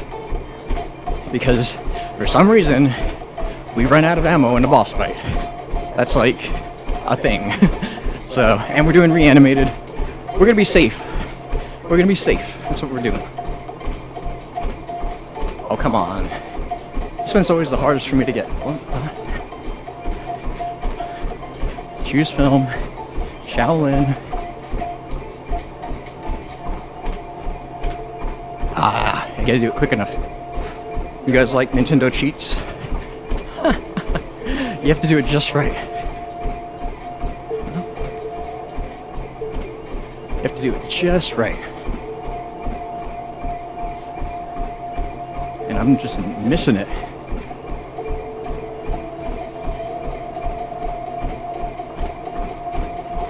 No? Alright, faster.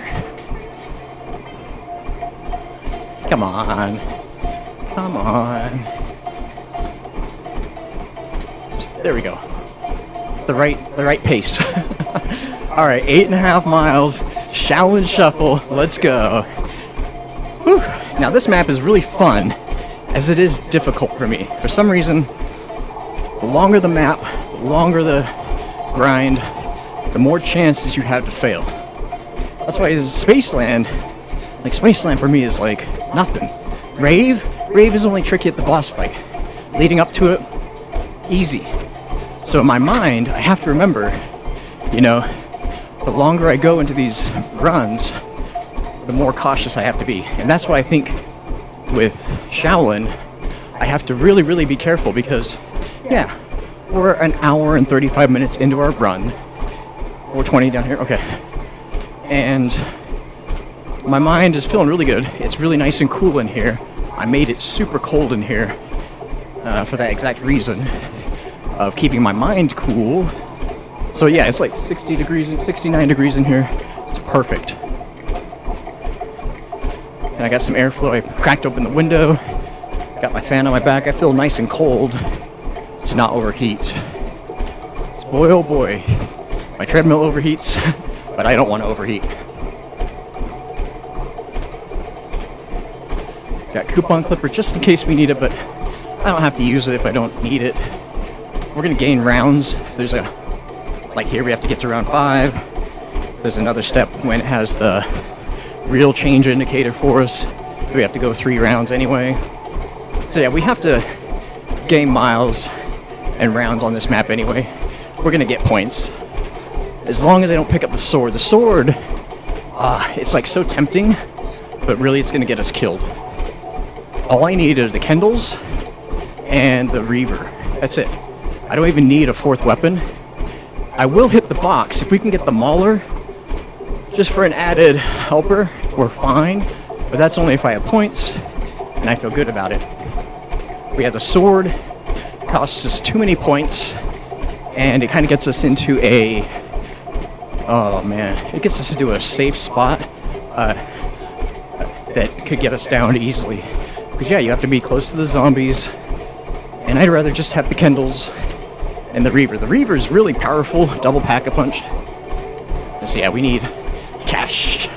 Only gave us 50 bucks on that one, oh well. And I wish that points stored so you could revisit it. Because man, I always beat the boss fight with like 50,000 points. Maybe not that many, but a lot. But yeah. Alright, let's get out of here. Let's go get the Reaver. While I'm thinking about it. It's 420, 818. Okay. Making myself little mental notes here. Run the heebie-jeebies. Awesome. Yeah, we're not even going to take our chances. We don't need to take chances. We take calculated risks because we're ninjas. But we don't risk a super event like this. You know, if we were practicing, just having fun.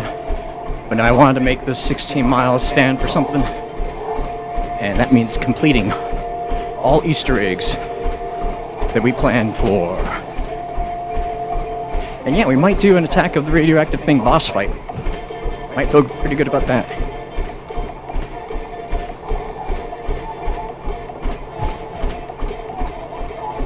Might feel pretty good about that. Now the Boombox is helpful.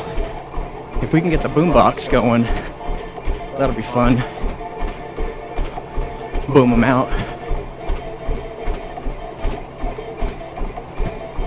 Gotta get to round 5 before we can get our Kung Fu.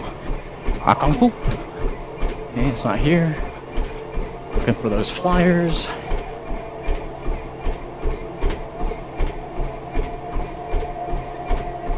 Two.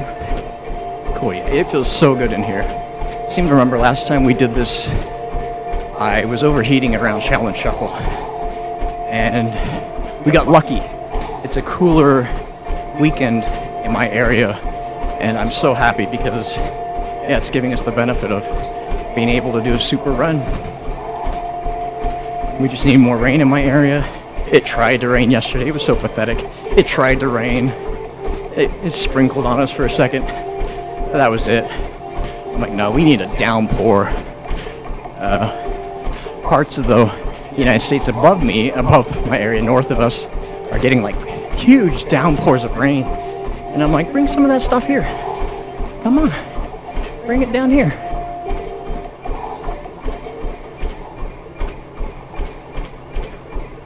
Come on. 818, 420, 407. Okay. Mental notes. Here's another Boombox feat. That'll be the last one. The Boombox would be good for the disco step. The only step I really don't like. I mean, yeah, there's RNG with finding the Rat's King symbols and all that, but I gotta say, the disco step is tricky. But not if I have the Reaver. The Reaver is meant to make quick work. You know, it's a nice, powerful shotgun. It's meant to just blast him. Alright, come on. Let's open up another area. Here we go. Next round. There we go. Alright, round 5. Go talk to Pam. Get Kung Fu. We gotta get Kung Fu ability. Level 1. It'll take us into round 6, I bet. Alright, mile 9 done. Mile 9 done. Alright, Sensei. Let's get some of this Kung Fu.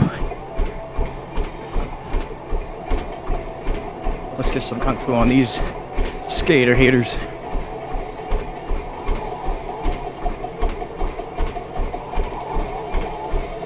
You can only get one at a time. They always go in groups of 2, just to mess you up. Just to mess you up. Alright, cool. Next round. So we get this level 1, talk to Pam, and go shoot the rat cages. Which is kind of a tedious step. Kind of annoying. That's okay. Yeah, I love the sword, but not for 10 grand, sorry. Coupon clipper will help, but I don't want to waste it. We're saving that for our super Easter egg.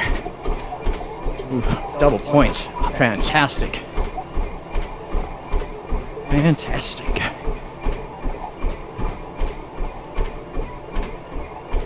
Perfect timing with that double points. We may not need to use our coupon clipper if it keeps feeding us. Okay, cool. We have Tiger ready 1. So we could do this. It's round 6. We could do this. There we go. Get a couple of these guys out of the way. I gotta go talk to Pam out of Kung Fu mode. Ooh, don't go down. Ammo, sweet. Already at max. Alright, so now we need to go another round. Cash, alright. 500, perfect. Yeah, as long as it keeps feeding us cash. And ammo, we're gonna be golden boys. Golden boys, golden ninjas. And we're not boys, we're ninjas.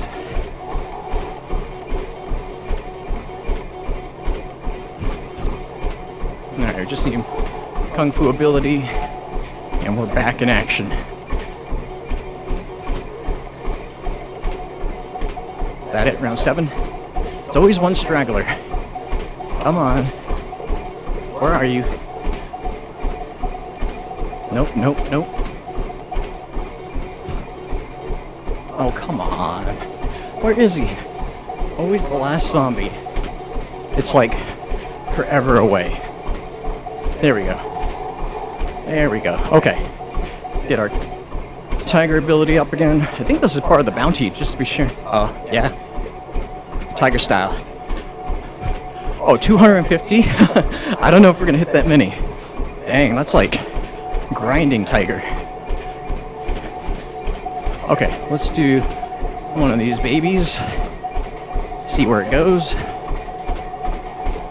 Of course it's going that way. It always goes this way. So we're gonna kind of lead him out here for a second. Follow the mouse in here. I guess it's a rat. Okay, rat's going this way. So we'll catch it. See if it goes into that cage. So hard to see. I wish there was like an accessibility setting you could alter to make the rat like really bright red or something. Okay, it's going through the quarantine area. Let's get it. Okay, so there. It's going back. It's going back. We just gotta fight our way through. Fight our way through. Here we go. And there we go. Sweet, perfect. That's where I wanted it to go. Didn't want to go back up those stairs again. Those stairs are getting kind of sketchy. Kind of sketchy. Here we go. Where are you going, rat? Sweet. Okay, you're going down the subway. So we'll do a big circle this way. Oh, we keep eyes on that little bitty rat. He's so tiny. I mean, he's fat, but he's tiny. There we go. Alright, hungry boy, where are you going? Going to the corner.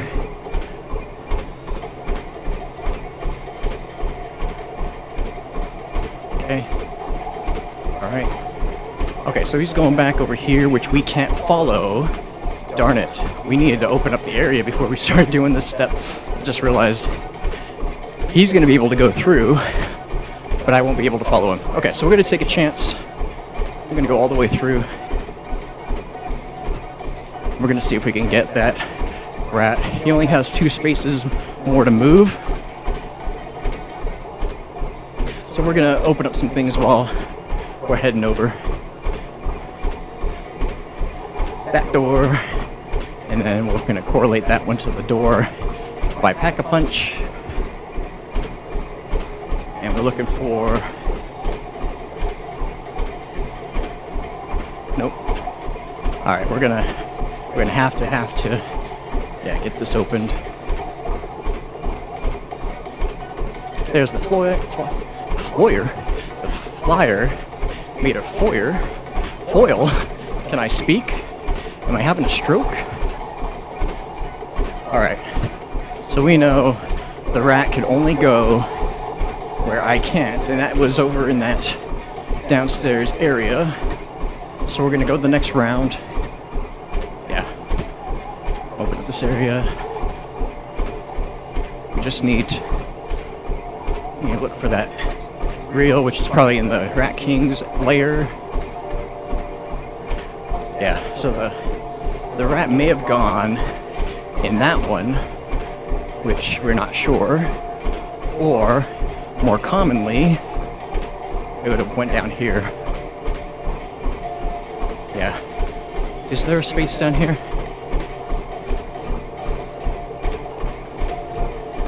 Well, open up. There we go.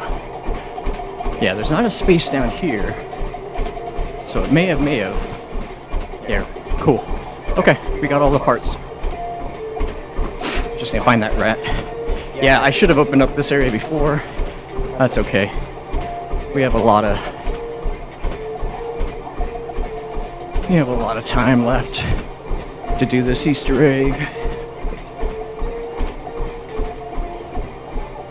You could even open up the pink cat. Meow. Yeah, get that ready for us. And I'm keeping my pistol non-upgraded for right now to do the gongs. Okay, we need to go to the next round anyway.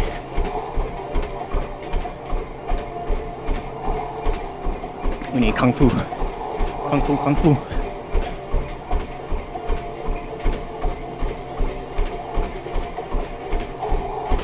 Cool. Okay, next round. Here we go. We're doing really good on our pace. Picking it up. I think if we keep at this pace for the entire duration, that'll make me feel really, really good about the next marathon.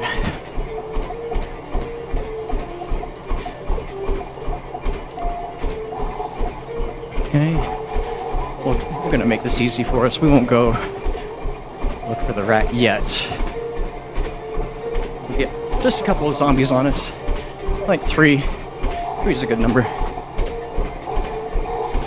Okay, now it's a 2-shot.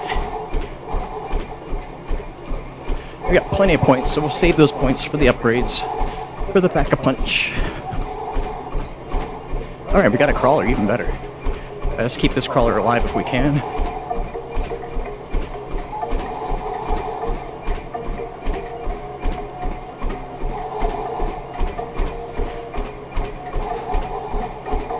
Pretty good, pretty good. Oh, we got one left. Two guys. Okay, 2 guys, 3 guys. Sweet. Okay, you guys are the 3. So if I kill any more, they'll start running. Alright, let's see. We're gonna pray and wish and hope. Nope. Darn it. Okay. So we just gotta... Let's see. Yeah. There we go. Fantastic. It's always like 1 or 2 away from me. Alright, rat, let's go. Ooh, I'm getting slapped. Getting red screened. We're not going down on this easy step. No, man. No way. Going back in that hole. Back in this corner. Yeah.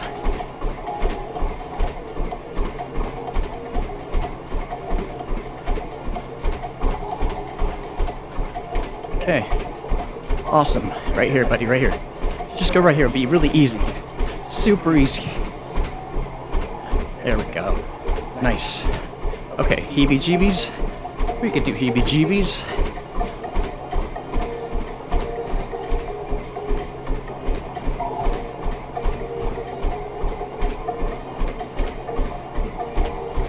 Yeah, back of the area here. Sweet. Cool. Where'd you go, buddy? Where'd you go?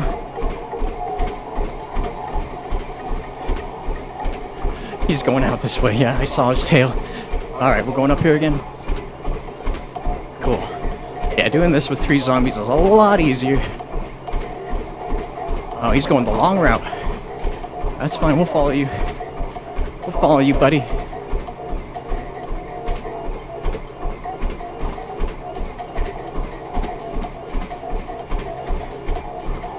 Secure that entry up. Just stop that zombie from coming in for a second. Alright, where are we going, buddy? Going down here, huh? Yeah, he's going down. create a little circle here. There we go. Here we go, little guy. Perfect. Right here. Yeah, right there.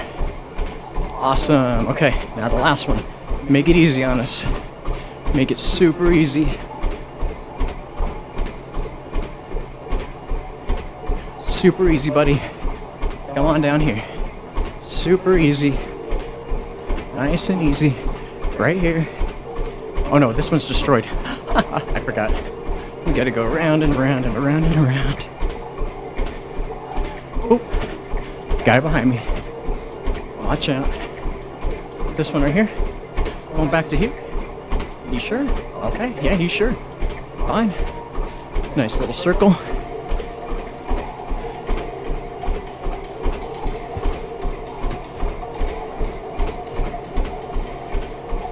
Alright, we're done. Here we go. So now, we'll just get some kills here. Sweet. Alright, mile 10 done. Man, we just have a 10K to go. Man, can you believe it? Just have a 10K to go. This is great. So we collect the key, make sure the ninjas spawn in, or when the ninjas spawn in, be ready for them. Switch this. There we go.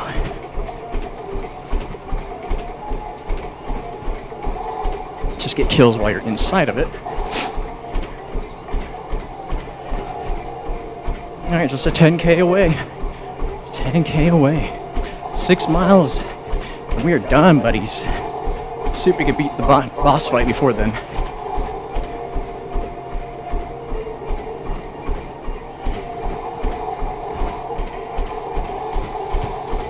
Nice. Okay. So now ninjas are gonna spawn in, which we gotta be careful. The ninjas will wreck us, that's for sure. They cause a ruckus to wreck us.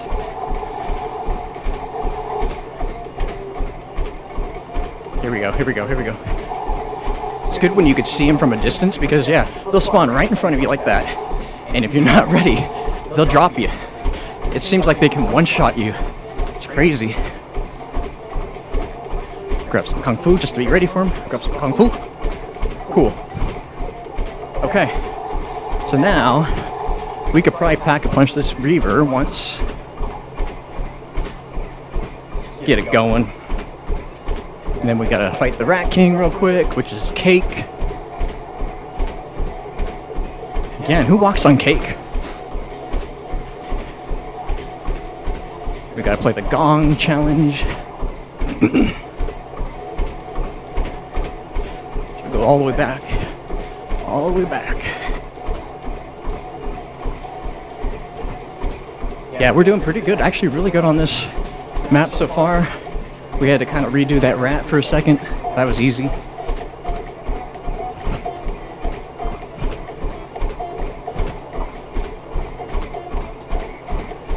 Alright, here we go.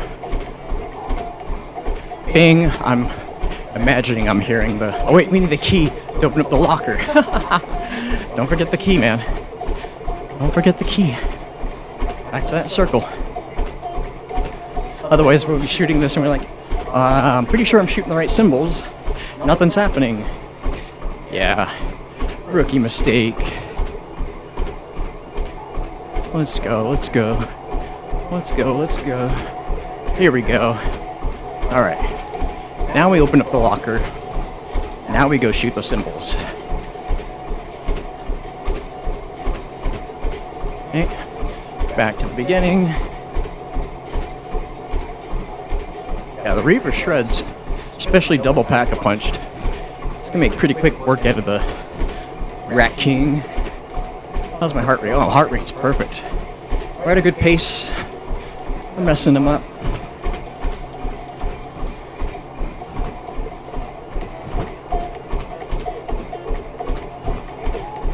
Woo. Yeah, here we go. Symbol 1.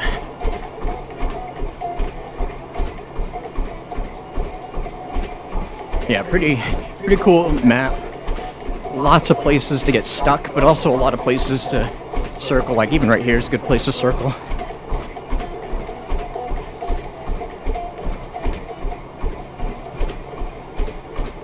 And yeah, the map really wants you to walk through it. It's kind of like you have to witness the evil in this city. I think I heard a gong sound. I'm definitely gonna have to use my headphones for the Morse code step. There we go. You could hear that last gong, that's about it. So now we go back to the beginning.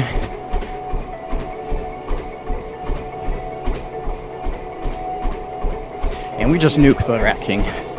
Seriously, watch how quick he goes with this Reaver.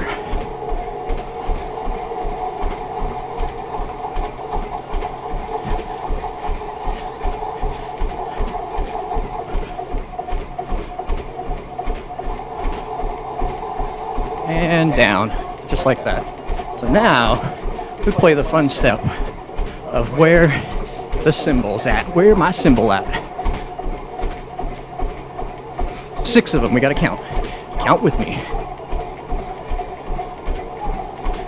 Go over here by the car.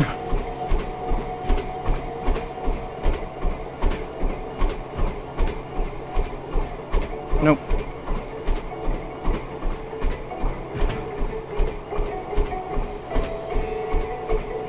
We could also pack a punch the Kendalls if we wanted to. We got points for days.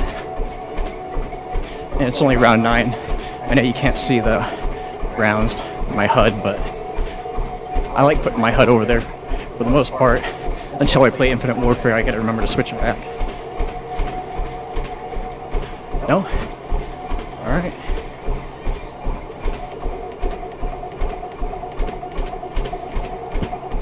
Wow.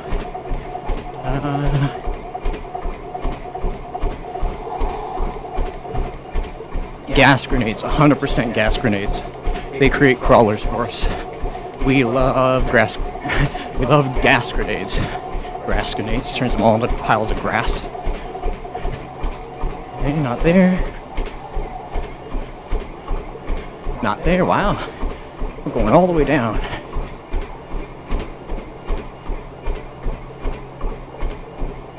All the way down.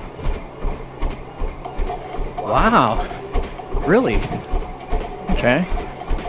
Yeah, it has to be over here then. Not there, that's death. Getting stuck right there.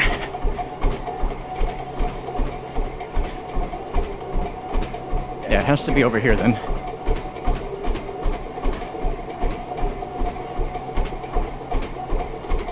No. Rooftop. Rooftop of the disco.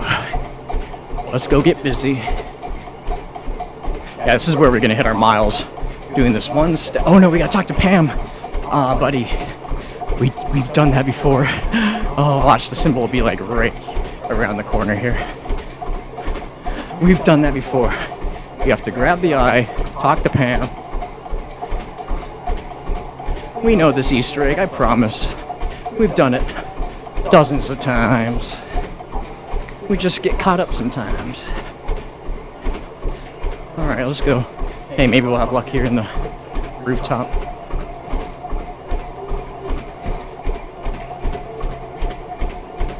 Oh, too early.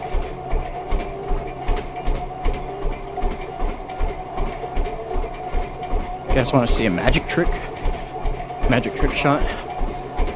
So we shoot this, and then we aim for that door. 2 shots. There we go. Thought I was sleek.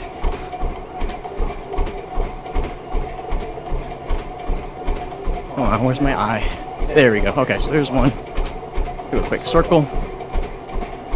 Always forget to talk to Pam, man. Always. That's alright, we're gonna be on this treadmill for a while. We still got miles to go.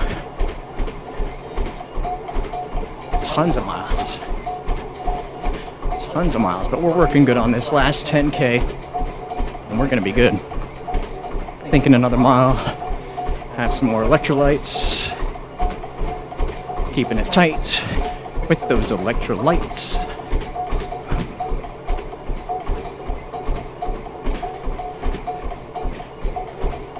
Should we talk about the last key, the last point to our trinity of optimal health? So we talked about ketones, we talked about autophagy. Everything else is about insulin sensitivity. We talked about how inflammation happens because of our intake of food that creates insulin in our bodies. That's just a mechanism that happens naturally with digesting food. Okay?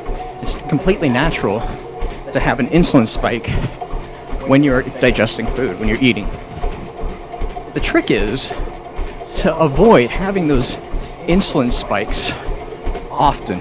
What happens to the body, it's two. What happens is your body becomes desensitized and resistant to insulin. Now that is a bad thing. Why? Because that means we have to have more insulin production when we're eating food.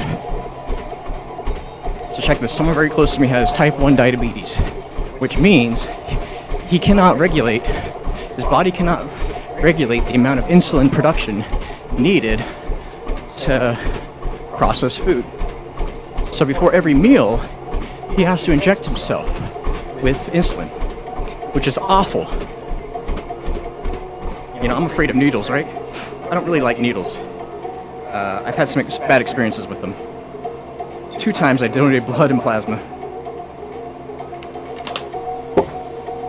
I guess it was just blood.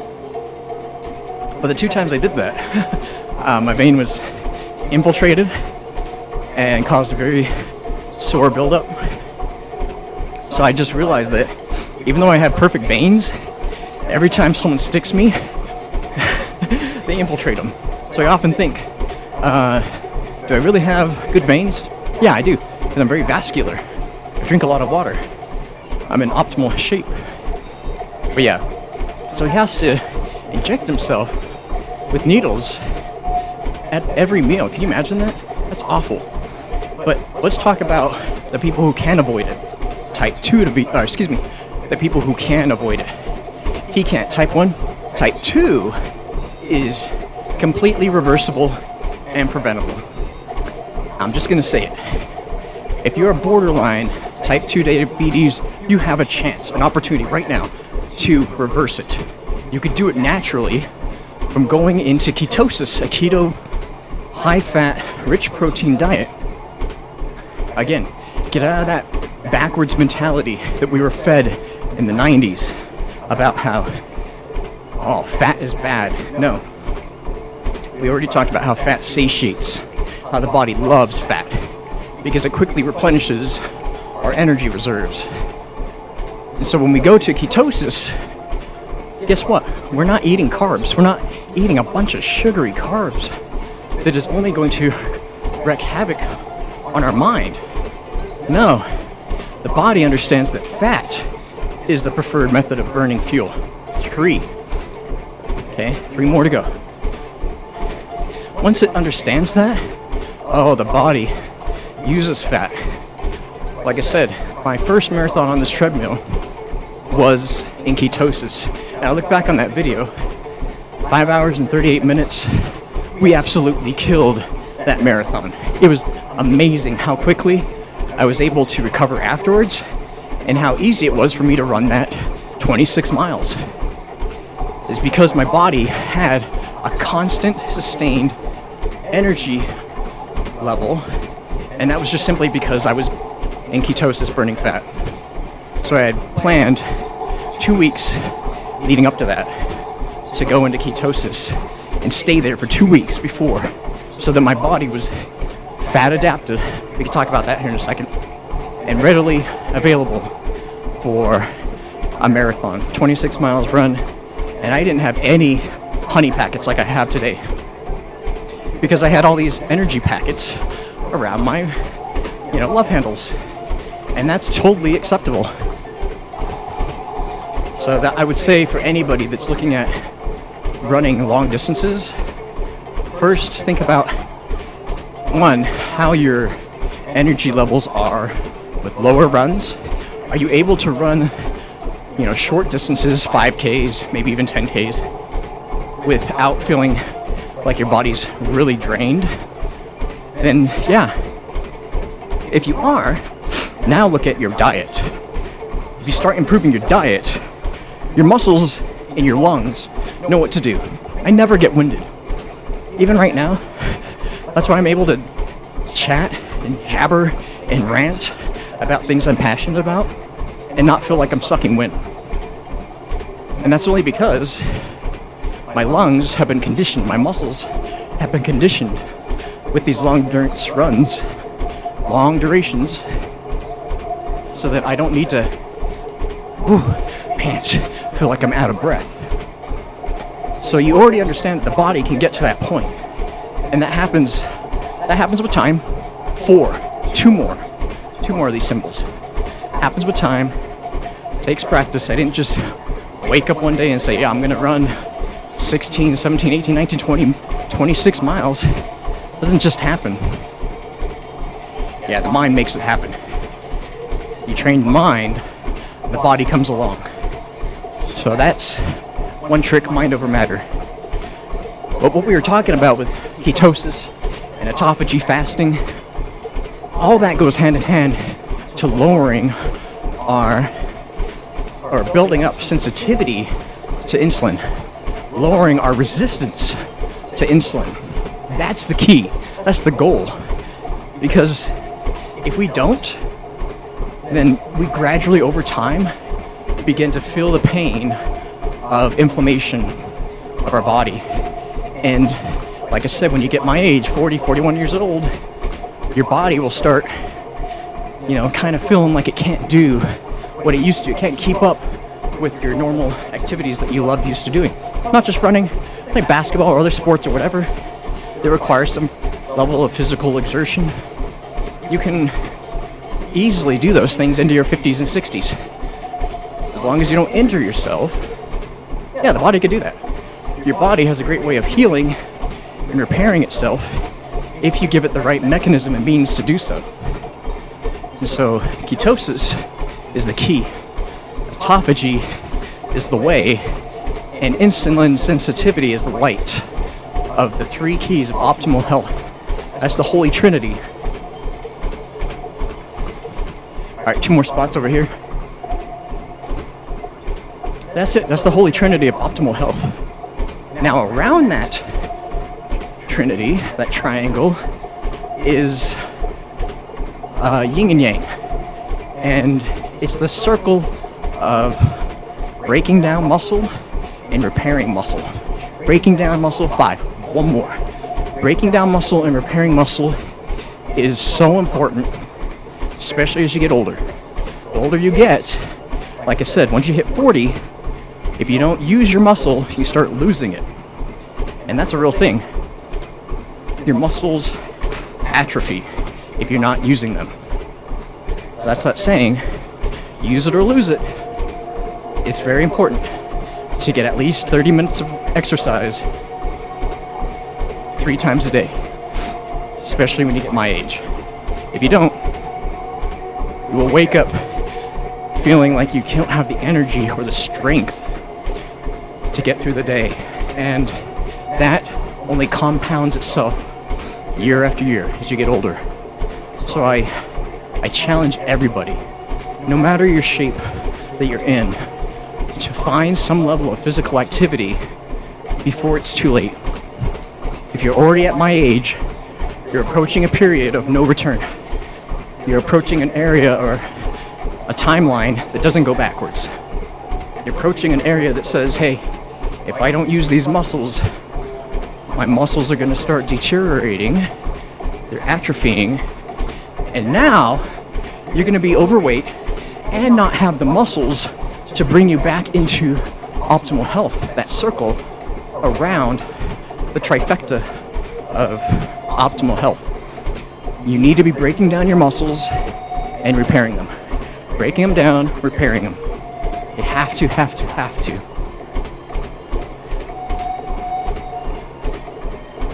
Alright, it's at the car. I bet you it's at the car. So, there's got to be that challenge for anybody. no matter shape you are. I'm not saying get up and start running 5Ks. That's dangerous. If you haven't been running, yeah, your joints are gonna hurt. You don't have the muscles to support you, and you're not gonna want to work out anymore. No, it's not the car. So instead, you find those little areas to improve your life. Going for a walk, that's a start. Okay? Getting a stationary bike, that's a great start. Okay? I'm not saying everyone needs to run marathons like me. You don't need to. Okay, that's it.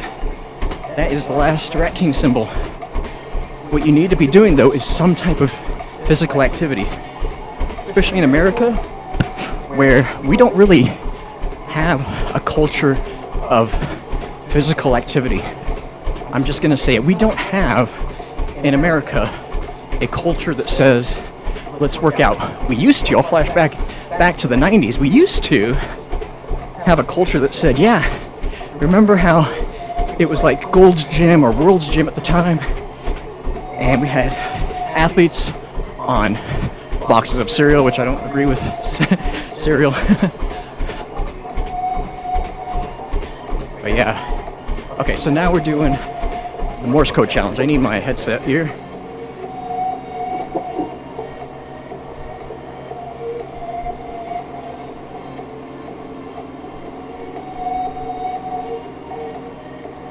New towel. It's getting sweaty over here. We're getting sweaty now, guys. Alright. Where are we with our mileage? I backgrounded my app, so can't really see the mileage in real time anymore. There we go. Oh man, we're already cooking. We are cooking.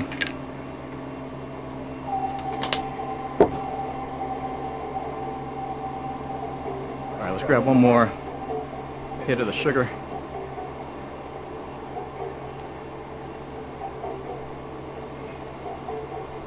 Well, I'm only doing half, that's a lot.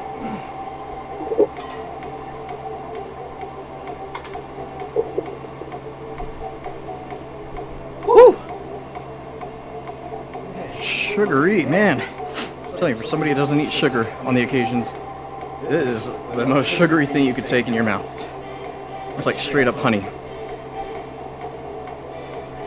Okay, cool. So this is Morse code time. We gotta get our headset on here. Get running. We're gonna still run, not stop and running.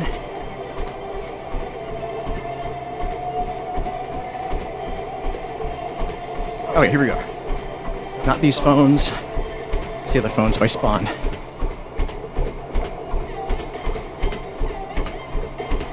We need our cheat sheet here. There we go. No phones down here. Definitely over by Spawn. Over by Spawn.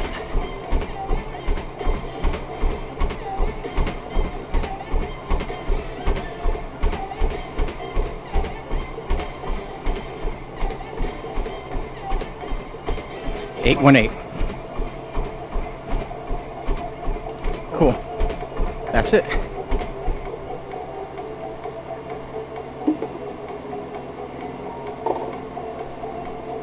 Alright, 818 was, this was 420. I think it was right next to the Dojo, actually.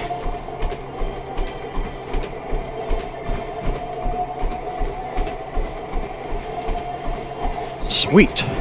First try. Okay, we already have all that we need. We go up to the rooftop on top of the disco. Awesome, this is nice.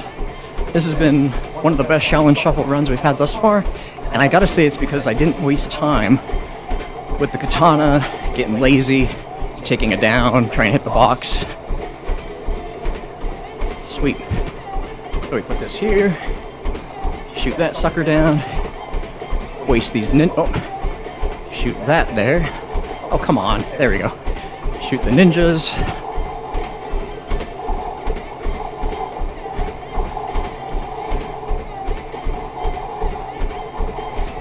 Just stay here and they all collect. That's kind of a little trap for them. Spawn trap them. Alright, cash, man. We got so much money. I don't have to use my cards. Alright, we got the letter C. Brought to you by the letter C. So we are looking for Cryptid, we're looking for Crane, Comic, charms. So let's see what the second letter is. One of these days I'll memorize Hobo script. Yeah, right, that's like learning a whole nother language. And I'd rather learn a new programming language than Hobo script. What am I going to use it for? Talking to John Wick's Legion?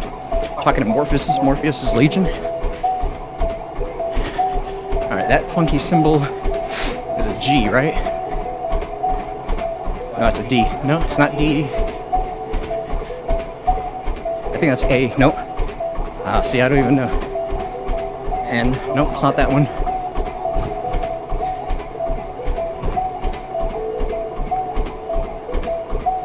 M. Yeah, that's not that one. Call this the Forte symbol.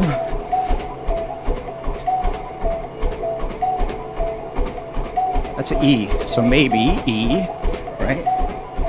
Yeah, it's a weird looking E.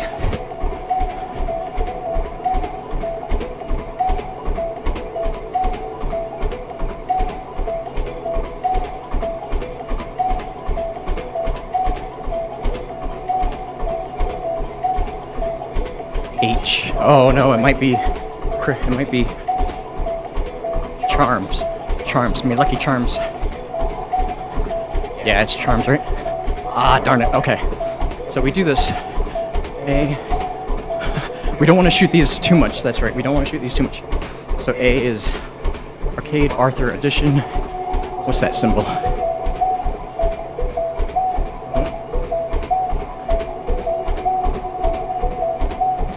H?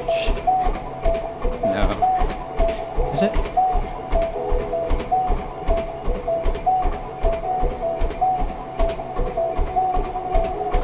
Yeah, H. Okay, so it's not H.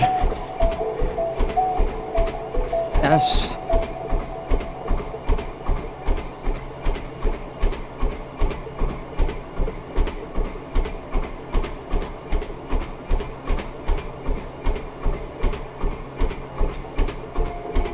W, no. Oh man, what's that? What's that squiggly looking character?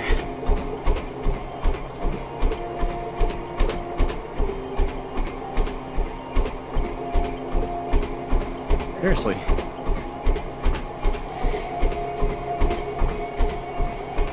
Am I looking at it upside down? I guess you are, huh?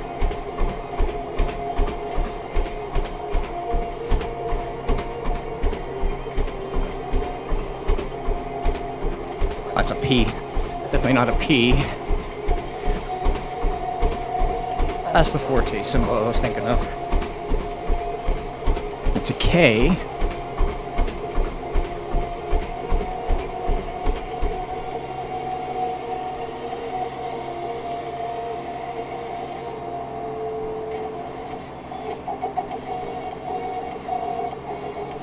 Nope.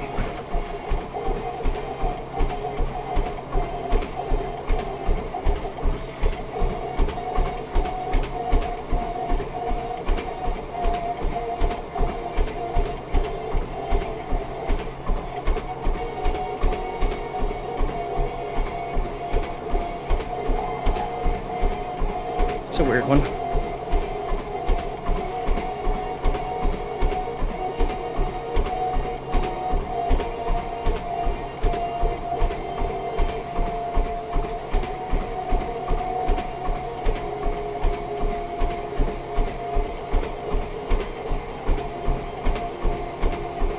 Seriously, what was that symbol?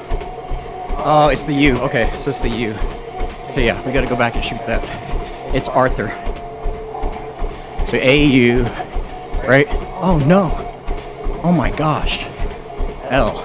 Okay. Gotta make this a little bit bigger so I can see.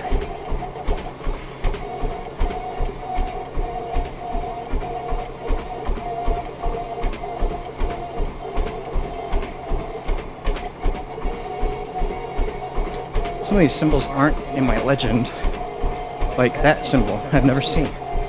Just getting rusty on my Hobo script here. Oh, it's an L, so it's not definitely L unless it's llama. There's no letter in this.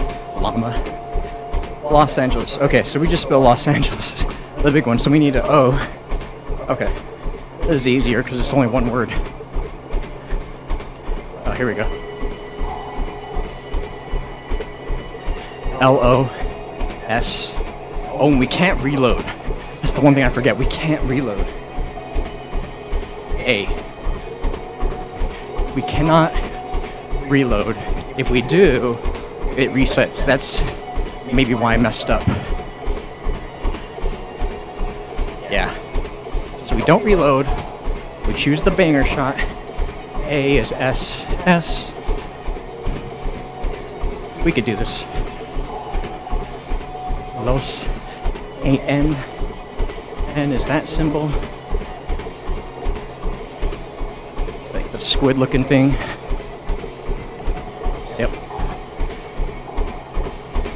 And G. G. Which is that symbol. I'm calling it the frog looking thing or the toad.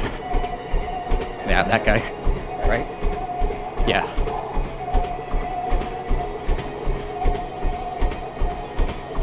E, which is the almost forte. No, that's the S. E is a little bit, yeah, like that. Okay. L. L is that guy, like the J. We're doing this. There we go. E again, which was the off forte.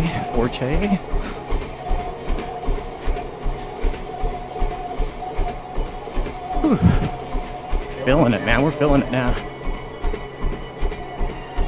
There we go. Okay, S. Which is the A. Find the A.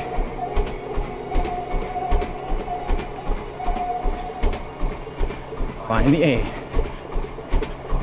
Isn't that funny? You can't reload. There it is. Los Angeles. We did it, boys. Yeah, let's do it. Okay, that's done. Now, we wreck the Rat King. Whew.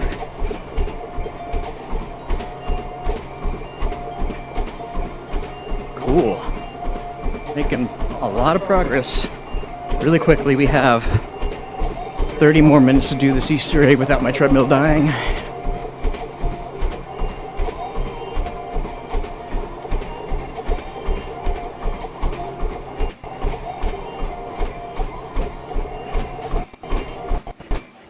Oh, upstairs.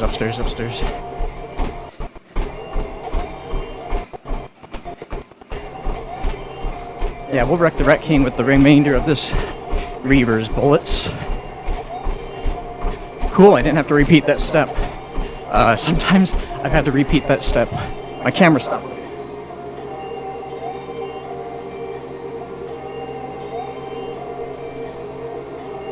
There we go. We're back, everybody. My camera sometimes likes to take a break without telling me.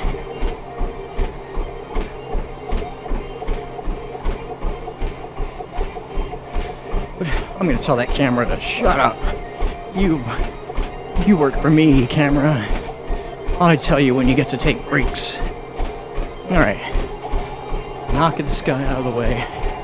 Knock him up. Knock him down.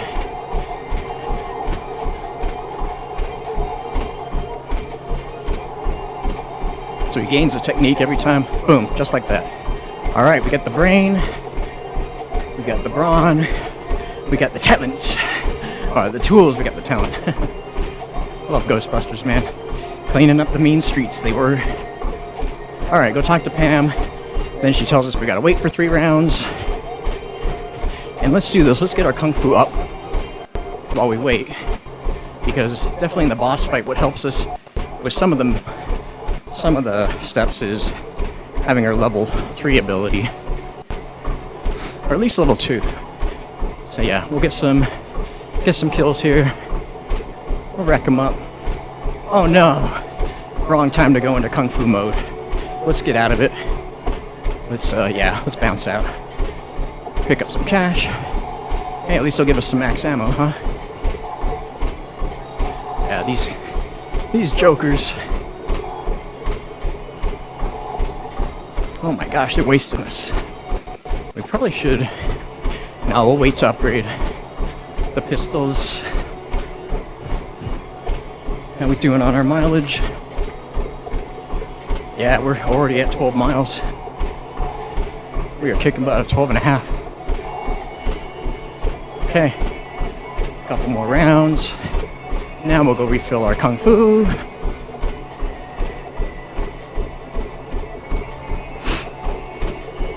Where did it go? Right here. Stay somewhere safe.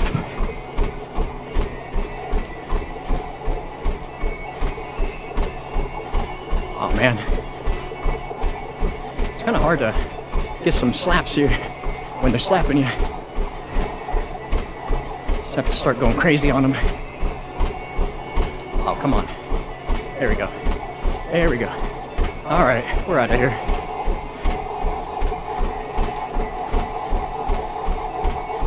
Woo! Getting spicy over there. Keep it safe. Keep it safe.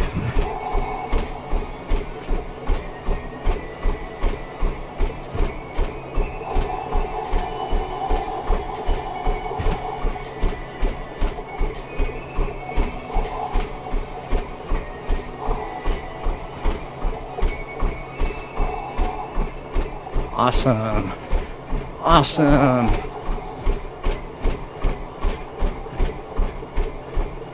Not quite yet, Sensei.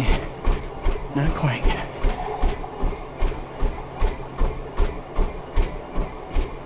And my camera died again. Hold on. Hold on.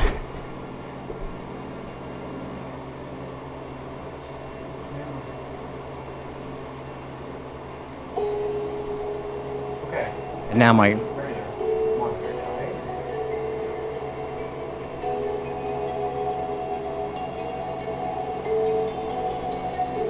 Alright, we live? We're live.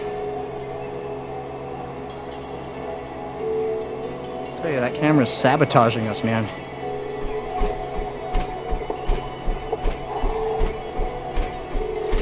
It's like, gosh, you're still running? I'm gonna take a break. No, camera. I tell you when you take a break. Alright. Maybe one more round.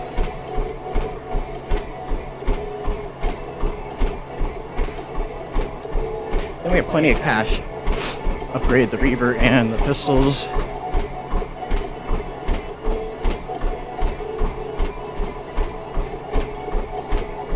Just stay here.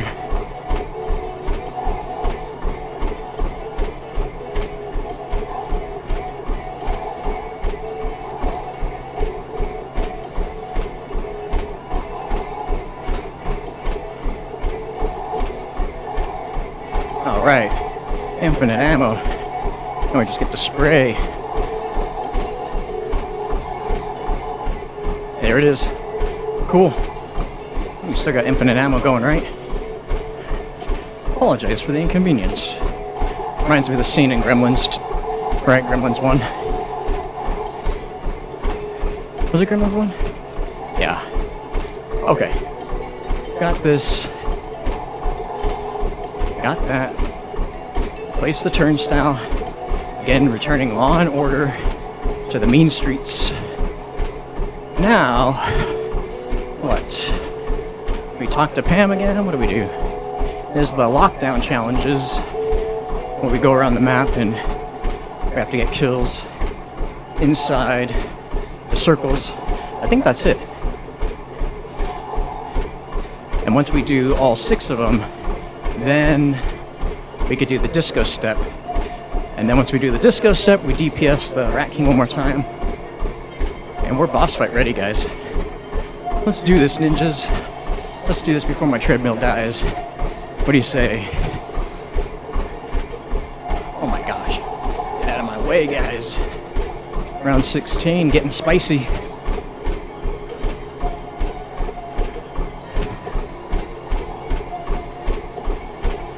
Gotta find that circle.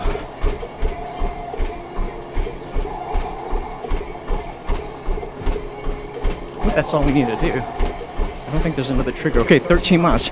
Just 3 more miles. Maybe we won't be able to do a boss fight test after my practice run.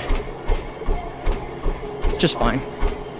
We knew that this boss fight would take the longest. So, yeah, this is about where we need to be. 2.5, almost 2.5 miles down. We're hitting a 10K, or excuse me, a half marathon a lot quicker than last time, so that's great. That is great. Huh. Where, oh where? There's no spot up top, but just for fun, we're gonna hop down. Yeah. Where do we go, boys? Where do we go? Where do we go? Let's get the fan up here. There we go. Now we're cooking. There we go. Let's keep going. Yeah, where is that?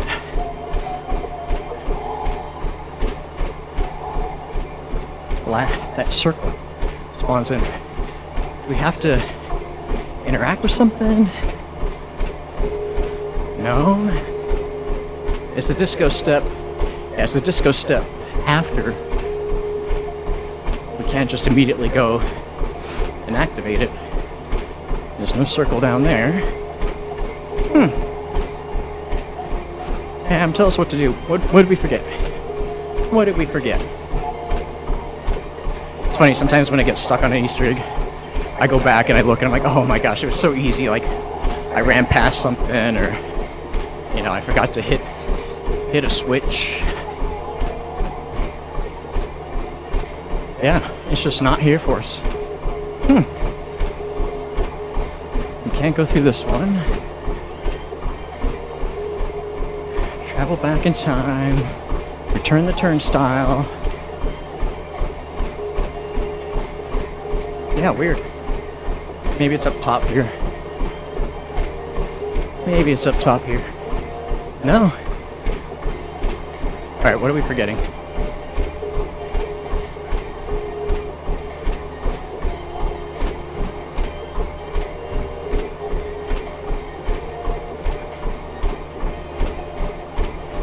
Yeah, we did everything. We did everything we needed to. Crazy. What's up? What is up? Right here? Oh man. What in the world? Come on. What are we forgetting?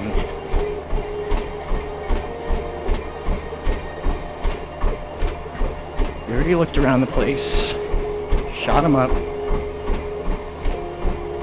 Crazy.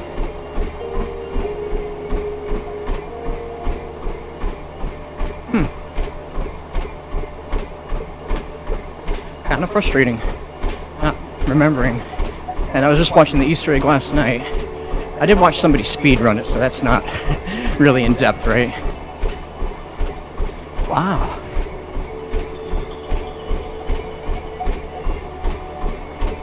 Yeah, I can't think of anything to interact with that we haven't already.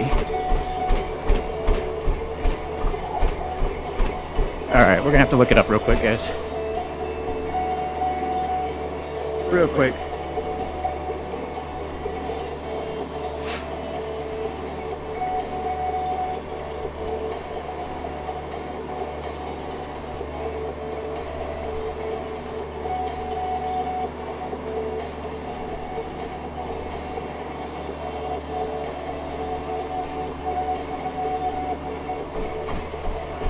Oh, the window.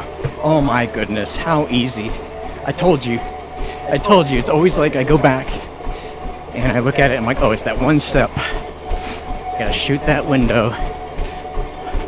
Ridiculous. Just ridiculous. We were right there too, it's right here outside the heebie-jeebies. Shoot this window, then it activates our first portal. Always forget that. It's so easy. There we go. Alright. So we just stay in here, getting kills, going the rounds, one-shotting them. Yeah, the Reaver is the gun to take in. You keep the Kendalls, you buy the Reaver, you upgrade the Reaver, it shreds the Rat King, it eats up zombies, it's round 16, and we're kicking them, we're ripping them up. Man, I can't believe I only have like 2.5 miles to do. I'm telling you guys, working out while playing video games tricks the mind. You could be out on the road, and I've done a marathon out in the open road, so to speak. And yeah, you listen to music, you get yourself in the mind space, and you muscle your way through it. But I seriously say, running a marathon or running long periods of time on a treadmill while gaming, you forget you're running. Because after a while, you get your endorphins going, serotonin's boosted, and you are just flying. You are just in the zone. And yeah, it's so easy to get these miles done. So, if I can inspire anybody to work out while gaming, now's the time to do it, because we have the right technology. You know, there's all this technology for us available to get a workout in while you're gaming. This treadmill costs $100. Nothing, right? So easy. $100. And here I am, just absolutely shredding these guys. I like using a gas grenade on this step because it gets spicy. It gets spicy. Alright, not here. Check the subways. But yeah, just make sure you stay hydrated. I gotta get some water here in a second.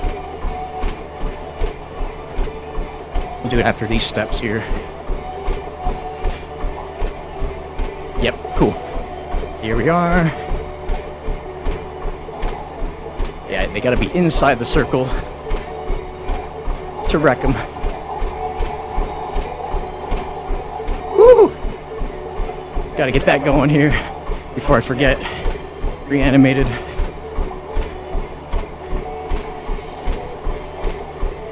Alright, let's go up top. Going up top.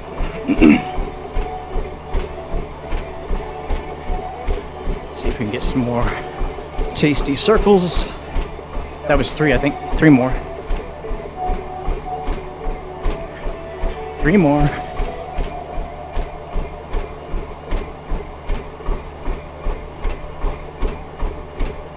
It's probably on the other side of the subway station.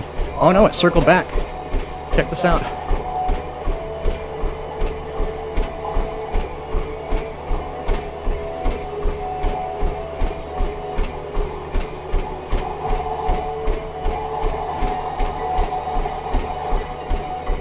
Cool. Alright, let's go up. It might be up top, it might be right there.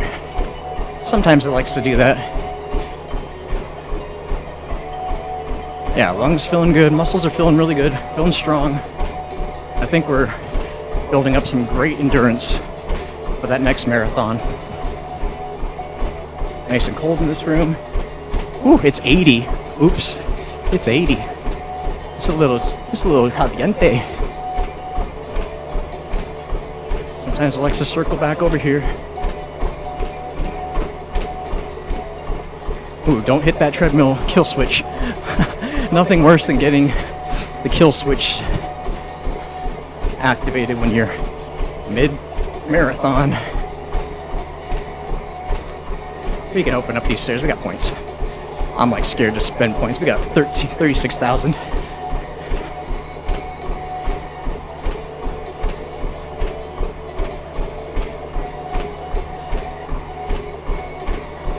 Yeah, we'll use the pistols for this next one.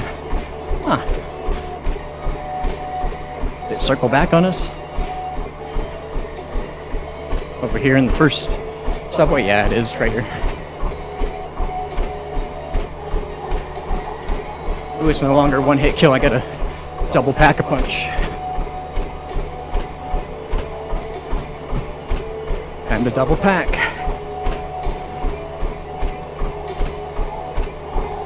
Sweet. And even more cash. Look at that. Yeah, let's go double pack while I'm thinking about it.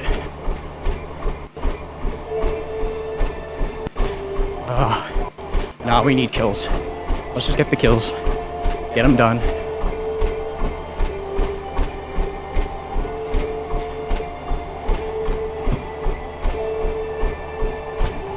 Oh, we get ammo anyway. We're good. We are golden. Oh, and that's great. When they explode, it counts as kills. So if they explode, of course, they're hitting us while we're inside the circle. All right, 2 more, I think. 2 more circles. Let's go back over here just to see. Nope. Maybe up here. Ooh, getting a nice little cramp in my thigh. Tone it down just a touch. I don't want to have to walk the last couple miles here. We will if we need to, but I don't really have to if I don't want to. If I don't want to, I don't need to. I don't have to. Yeah, get a little cramp going. That'll set you back.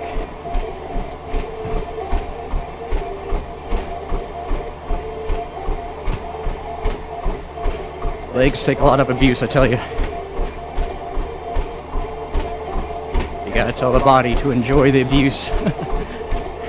Just enjoy it. This is a good workout. Might as well work out while we're young, and we can. We got plenty of time to feel old later. We're doing really well, man. We're almost at 14 miles. Yeah, we might be done. Actually, we might be ready. We might be ready for the disco step. I didn't see the... Yeah, I think we're there. We are there. So let's do this. We should be able to do this with Pack-a-Punch. Oh, that's around 19. Let's double pack. We'll feel better about going in there with a double pack. That way it's just one shooting on the dance hall or the disco step. Cool, but we did it. Just make sure it's not over here. Because the next round, yeah, we can't activate it on the special skater zombie round. Yeah, let's go double pack. And we are ready for the disco. Pretty cool. Last step. Kind of challenging, but we could do it. Just more annoying, really. All right, there's 14 done. 2 more miles. With 2 more miles and we're done. We hit our goal. Yeah, let's get this in. Let's get it going. Double pack. Sweet. Yeah, I feel pretty good about this run. So one trick I've learned is if you start getting a cramp, don't stop. Definitely don't stop running. Just tone back a little bit. Because you need to cycle through that cramp. And yeah, if you stop, you could clot a little bit, and that'll just further aggravate. There we go. All right, Disco Inferno, here we go. Disco Inferno. So this one, I used to say, well, I definitely need, oh my gosh, I definitely not need to go down, that's for sure. We need to go by Up and Adams real quick.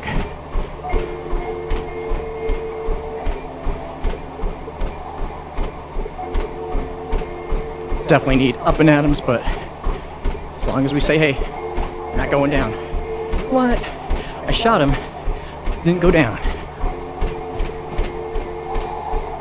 Whew. Okay, here we go, here we go. Don't go red screen, don't go red screen.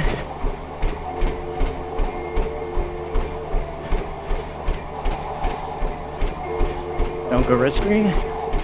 Yeah, here we go.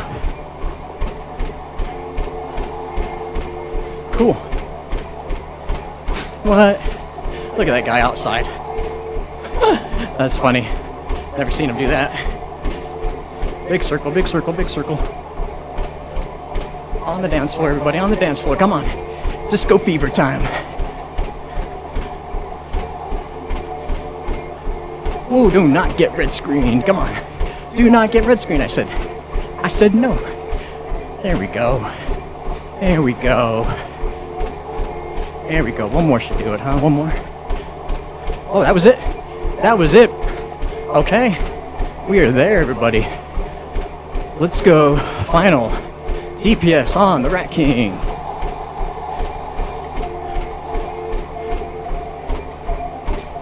They're still spawning in. Let's take our time. We still got 2.5 or 1.5 miles to do. So we're there. We're not getting cocky. This is it. The last step before the boss fight. Cool. Yeah, I feel pretty good about this run overall. It's been good to us. And we've been diligent. We haven't been cocky. We haven't rushed in on steps. We've just been very cautious overall. Come on, get us the nunchucks, right?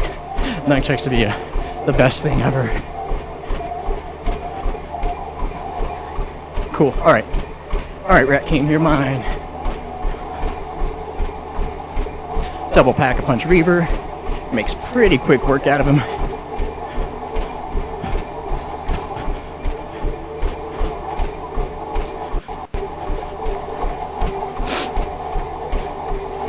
Okay. There he is. That's it. That's it, guys. So now ninjas spawn in.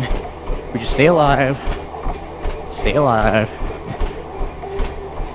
We go pick up the heart. Talk to Pam. We are boss fight approved. Boss fight ready. Oh, careful with the ninjas. Remember what I said, they'll wreck you, man. Seems like they one-shot you, it's crazy. It is crazy. We could use this ammo. We're done. Oh, drop my towel, how embarrassing.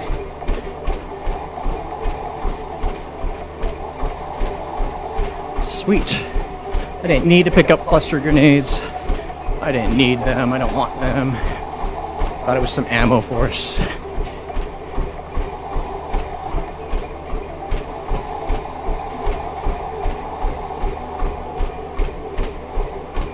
Cool, we have fulfilled our promise to Pam to help clean up the mean streets.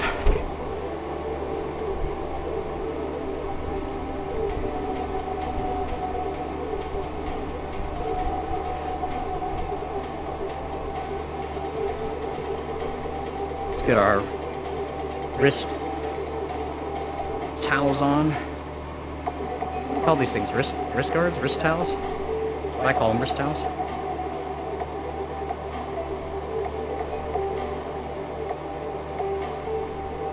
Alright. Another hit of the electrolytes. Sorry, the sugar and then electrolytes.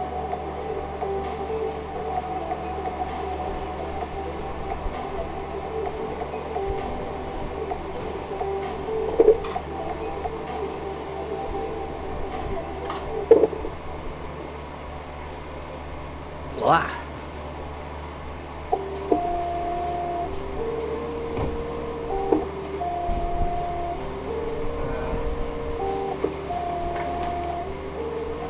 I'll leave that window cracked.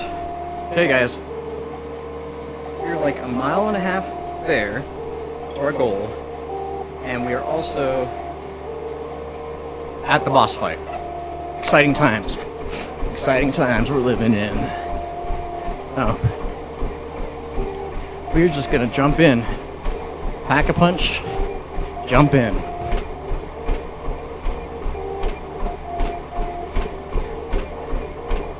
We could get the sword.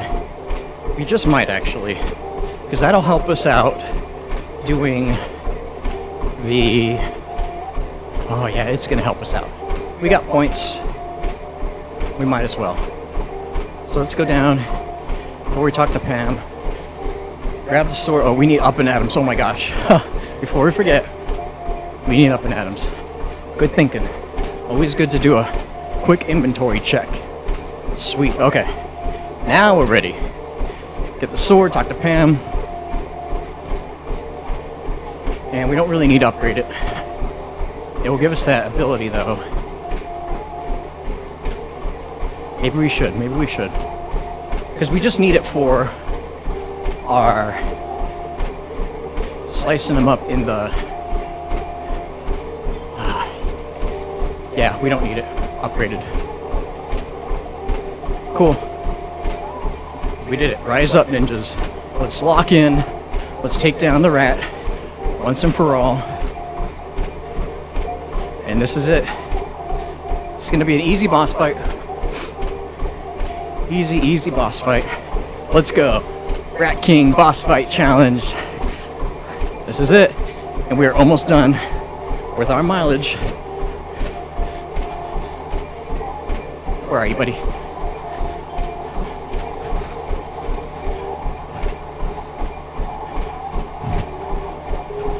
Woo!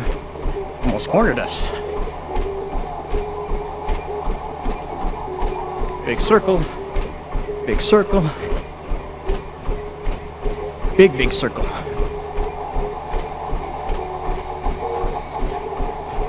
Okay. First one done.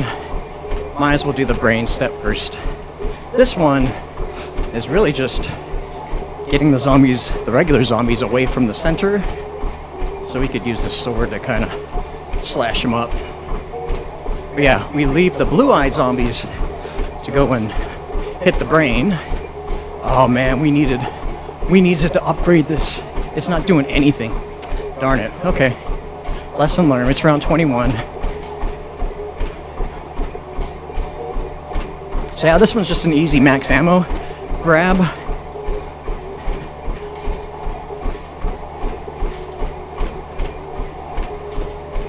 Yeah. Easy max ammo grab.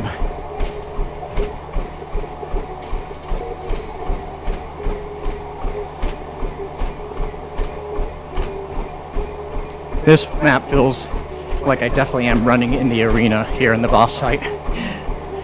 In this big circle. So always after round 20, upgrade the sword if you're gonna grab it. Check.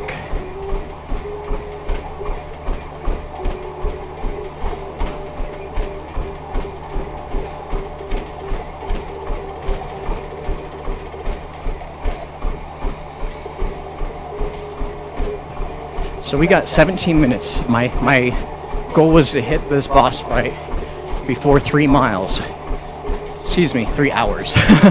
3 hours before our 16 miles. And I'm sure we're gonna hit 16 miles before the boss fight's over, but we definitely need to do this under 3 hours. Okay, that's it. Look how easy that was. Just circle for like 5 minutes.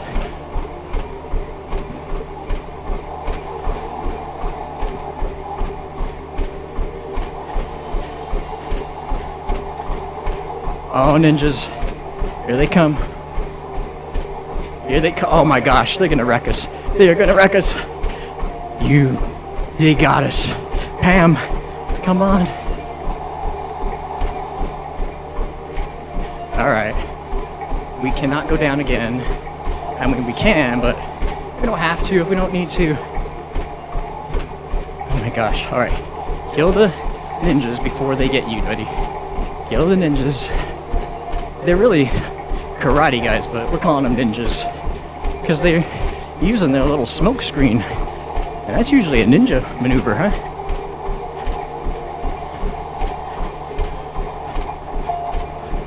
Oh my gosh. Again.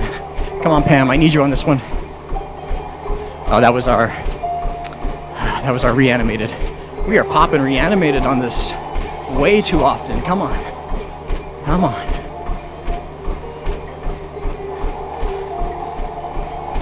Alright, we have to. Oh my gosh, they just moved us. There we go. There we go. Now where are you?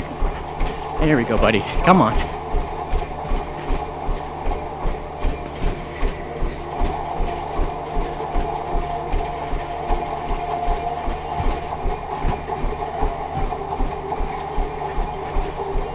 Cool. Okay, so now we'll do the eye. Make quick work of this eye challenge.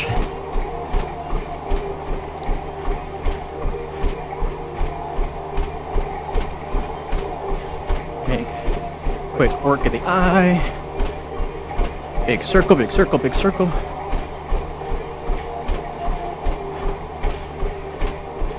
Come on. Sometimes.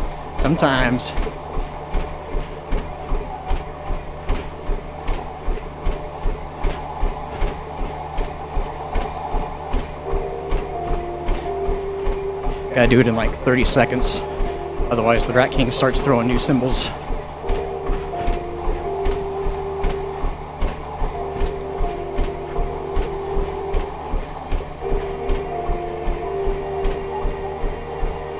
One, two, was that it? Yeah, that was it. So pretty easy right there too. Alright, last challenge after the DPS here.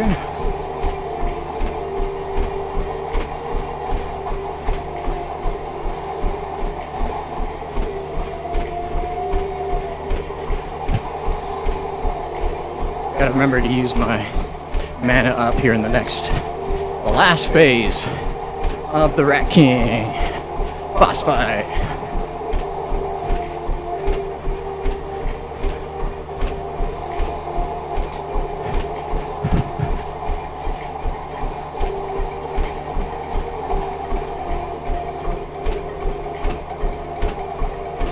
Okay, that's 15 miles. One more mile, guys.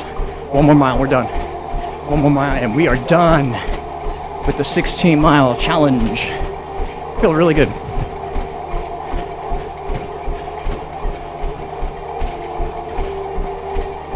Whew, my trigger finger is feeling it. There we go. All right, heart challenge. That's it. So we got this, and we'd even use our boombox. Didn't even use the boombox. Here we go, here we go.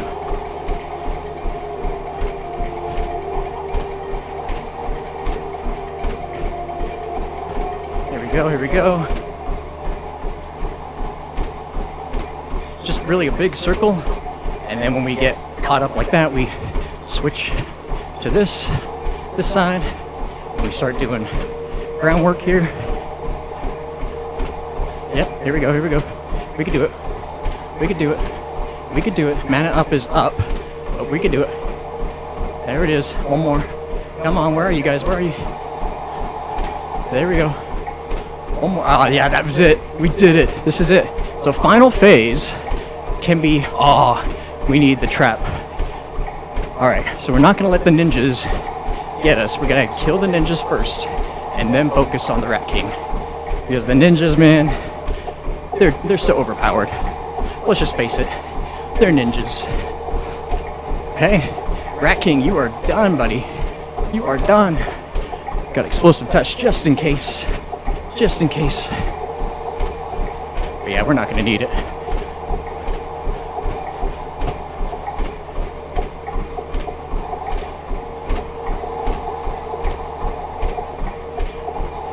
There we go, Pam's on our side. She's ready to rip up the Rat King. Let's get him, guys. Let's get him, ninjas. This is victory. I'm telling you, we are under 3 miles, or 3 hours. We are almost at our 16 miles. Man, training, I'm telling you, training does wonders for the body. You can teach the body to perform miracles, literal miracles, things that you didn't think were possible. You just put your mind to it, your body comes along, and you make it happen.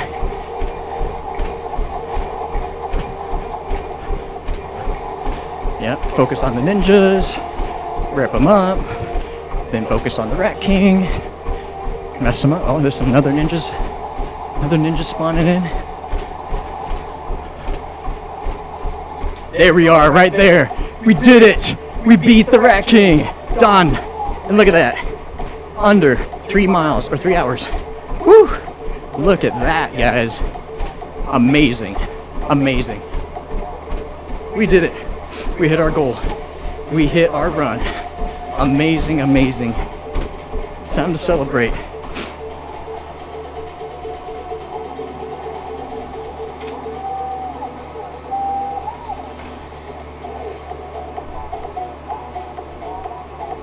Heck yeah, water. And we're gonna finish this half mile.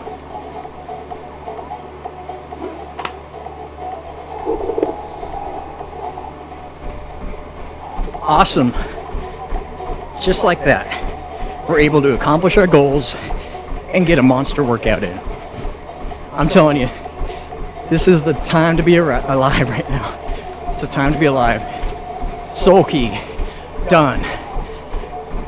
Talisman, done. We did it, guys, we did it. So now, we could just spend the next little bit ripping them up. What do you say we go get that sword and pack a punch it? We earned it. We earned the right to get that sword going. Because we're not done running. We still got half a mile left. We're going to hold ourselves accountable just because we're done with the Easter egg. Woo! Oh no, I used my explosive touch. I got to remember not to do that. Because we only have a couple left and we got to save that for Mephistopheles. Careful, careful. But yeah, we'll be doing Mephistopheles in 3 weeks. So you guys will be tuning in for that. I'm sure it's going to be amazing.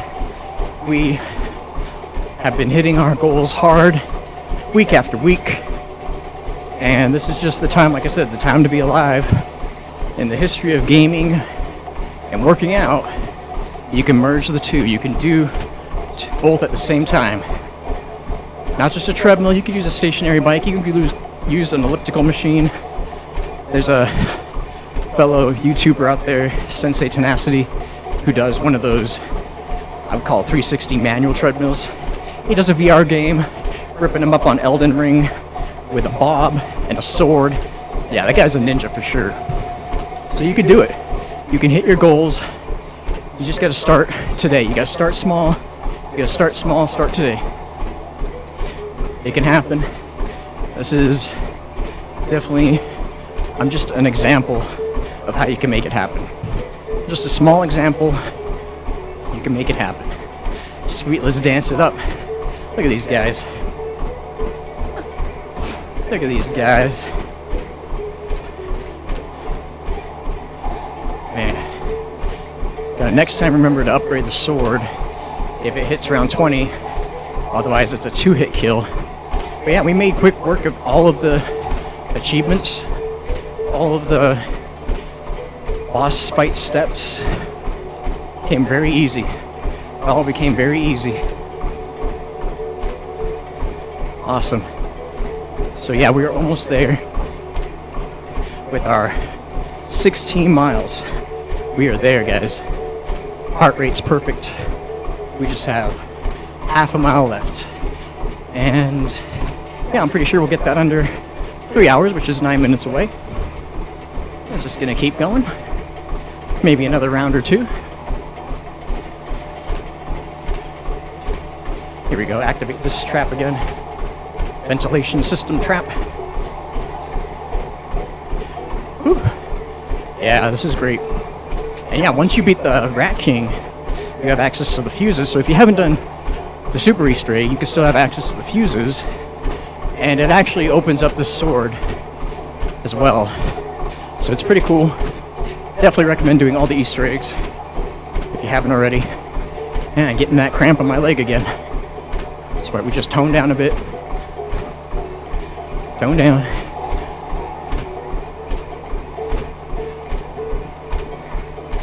Sweet. Oh, heck yeah. 200 kills using the Rat King's heart.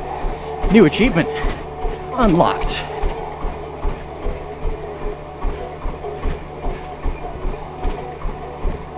Awesome.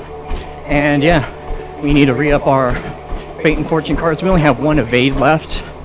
So that'll mean one more solid Mephistopheles boss fight attempt for the Super Easter egg. And boy, my knee is... Oh, there goes the treadmill. Oh no, we gotta get this before our time runs out. Ah, actually it feels good to kind of stop for a second, man. Ah, my knee. Any of you guys got knee pains? I've suffered a couple of knee injuries in my life, so... There we go. Let's keep going, let's keep going. Let's just walk the rest. Might as well. Victory walk, huh? It'd be a victory jog. Yeah, it's not good to immediately stop. Even though my knee is telling me I should, it's not good to just stop. should at least go to a slower pace. Awesome. Gas grenades. Hey, welcome back, gas grenades. We missed ya. But it was fine, because the Rat King heart during the boss fight is so powerful. As you saw, I would clear out the arena and then focus on getting the Rat King. So yeah, we're almost done with the 16 miles. Definitely don't want to give up before then. Not until that HUD turns green. That's what we're here about. Hitting goals and suffering in the right amount of way. So we talked about the 3 keys of optimal health: ketosis, autophagy, insulin sensitivity, surrounded by the yin and yang, which is breaking down muscle, building it up. So yeah, definitely tomorrow I'm not working out. Tuesday I'm gonna do a light jog, maybe 2 miles, just to get my blood circulating again in my muscles. And then boom, we'll bounce back maybe Wednesday for our next 5K. We're gonna take an extended break after that. Come back next Sunday. Man, I don't know. What do you think? Next Sunday we'll do 20 miles? Saying that out loud scares me. Because, yeah, it's a scary number. 20 miles means another 4 on top of today. Oh, see, my knee is feeling better already. Better already. There we go. Slicing up the ninjas with the katana. Super easy. Yeah, we got 6 minutes, 5.5 minutes before 3 hours of running. And I know for the marathon, yeah, we're gonna have to do another 2 hours at least. Another 2.5 hours of running. Boy, oh boy. Doesn't that sound scary? But you tell yourself, you tell me, I've told myself plenty of times, you gotta tell yourself, we've done this before, we could do it again, we have the training, we have the discipline, mind over matter. You trick the brain into doing hard things in a fun way. Woo! You can headbutt your microphone, and you could do it. The body is capable of miracles. Like I said, the body is the greatest machine on the face of this planet. Sure, there are supercomputers, there are engines out there that can perform large amounts of, performance, long durations, but the body is a complete system, because those cars still need maintenance, they still need mechanics working on them. You are the mechanic, you are the machine and the mechanic, you are the sculptor and the sculpture. You are everything. The body is capable of miracles, and we prove that time and time again here on the Moto Dojo, where we do monster runs while playing monster games like Call of Duty Zombies. So always remember, you are more than you might think. You are capable of miracles because you are the miracle worker. You can do it. Believe in yourself. First, instill in your mind that you can do it, and the body will carry you. If you tell yourself that you can't do it, you're going to sell yourself short. 5 years ago, when I first ran my half marathon, I looked at that as the greatest accomplishment of my life, and it was one of the greatest accomplishments of my life, aside from earning black belts in the decade and a half I was in martial arts. It was a great feat. And I looked at a marathon at that point, and I'm like, that's insane. How can I do double the amount of running that I did today? And so back then, it seemed impossible. But it was only because I hadn't challenged myself that much. I didn't stretch myself to the level of a marathon running. So you challenge yourself little by little, set goals, day by day even, and you can make it happen. So I believe in you. You should believe in yourself. The body and the mind are capable of miracles. And we proved that here on the Moto Dojo, hitting our 16 miles. Done. We are done, everybody. We did it. And what a fantastic run it's been. We earned the right to celebrate. We said to ourselves, we were gonna do 3 Easter eggs. Zombies in Spaceland, Rave in the Redwoods, and finish it strong with Shaolin Shuffle. And we did. We did. We accomplished every Easter egg, boss fight, done. So, this has just been yet another endurance challenge. And guess what? We're going to do a victory lap. We're gonna, like I said, you can't stop running abruptly after these long runs. You have to walk. So we're gonna walk another mile just to get circulation going, because we don't want to clot. No, we want to be safe, because next week we're doing yet again another monster run. Can you believe it, guys? Because we are making our way through a full marathon, which is 10 miles more, just 10 miles more of what we did today. 26 miles, 42 kilometers. We're gonna do it. It's gonna be amazing. And we're gonna do all of these Easter eggs on Infinite Warfare Zombies. All of them we're gonna do. Zombies in Spaceland, Rave in the Redwoods, Shaolin Shuffle yet again, and then we're gonna jump right into Attack of the Radioactive Thing and finish it up with the Beast from Beyond plus Mephistopheles fight, man. We're going for it this time. It's crazy. Woo, it's crazy. But we're capable of crazy things. Why? Because you tell your mind you can do it, and you can do anything. Anything is possible. You believe in yourself. We all have inside of us that voice that screams, you can't do it, or it's too hard, or even just thinking about a full marathon, it's scary. It's scary to think you can mess up, you can hurt yourself. I think about that often. I think about it, especially on the days of my big runs. I think, man, I could make a wrong step, walking my dog, or coming down the stairs or whatever, and boom, twist an ankle, and there goes the run. And that scares me enough to think cautiously every day, hey, be careful with your body. Similar with your health. Be cautious of your health. Be selfish of having a clean bill of health. When someone says, hey, we're gonna eat this or drink that, eat me, drink me. If it doesn't involve your health discipline, then you say no thank you. I am selfish of my health. We are not only fitness champions and warriors of the night on this channel, we are also health champions. We are champions of our health and the disciplines.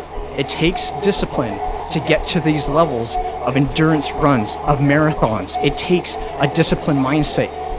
We're talking about fueling the body with the right energy, with the right fuel. You don't fuel the body with junk. You don't put sugar in your gas tank. Why would you put sugar in your stomach? Think about that the next time you reach for that candy bar or that intangible source of instant gratification in form of a coping mechanism.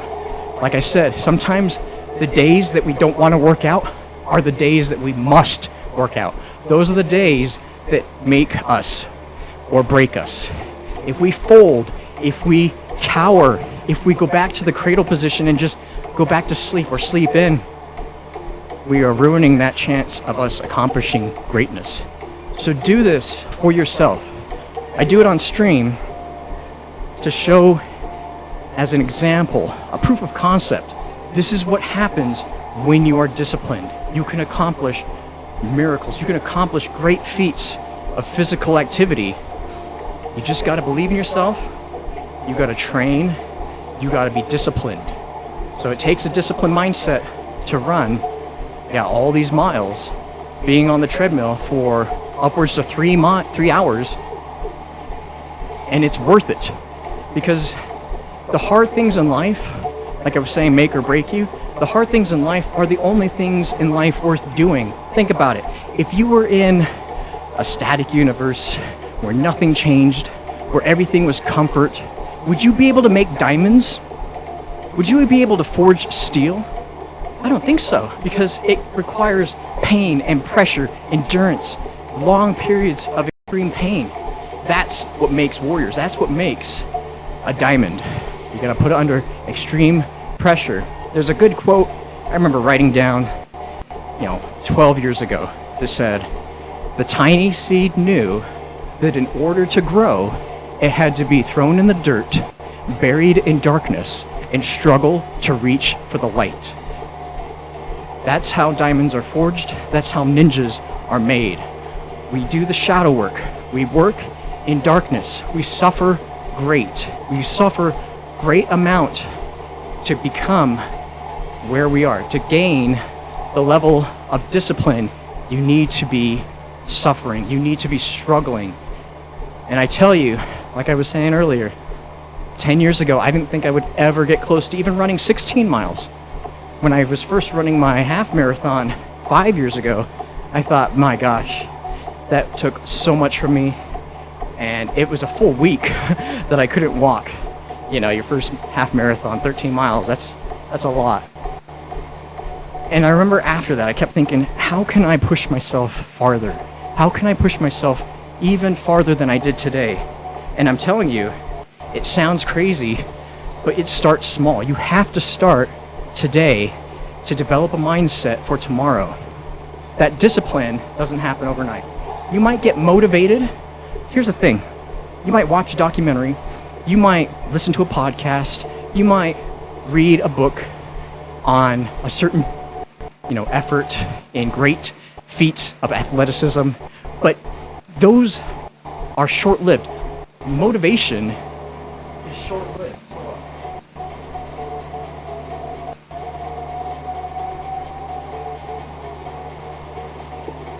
Those are short-lived.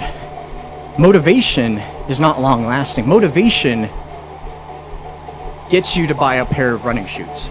Motivation gets you to join a fitness club, whatever it is. Join a fitness class. Discipline gets you out of bed every day. Even the days when you say that I don't want to run, or I'm too sore, or I'm too tired, or I just don't want to. Discipline says, I don't care what you feel. We are doing this because we told ourselves that we're doing this. That's what discipline does. That's what discipline makes you. It makes you stronger.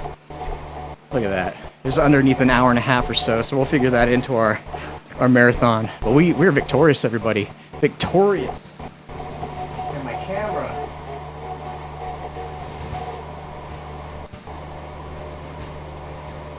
My camera's wigging out on us.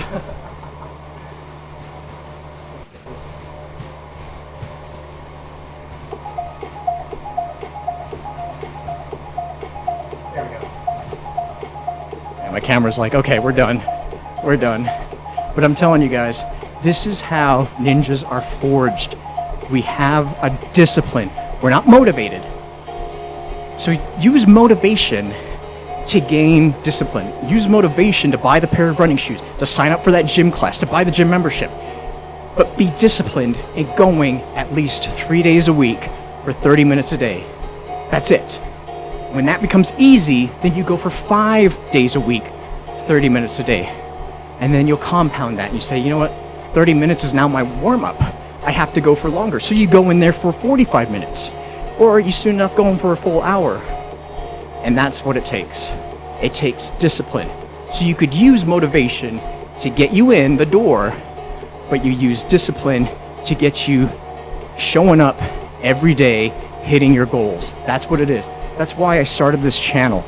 It was part of spreading the word to find other ninjas, to build a clan of warriors in an age where people look down on people that work out, or like I said, it's not really popular in at least America to have a physical population of that's physically enduring day after day, that's not struggling in some way physically to handle the unnecessary stress of the world. It seems like we're always compounded with unnecessary stress, but without a stress release outlet.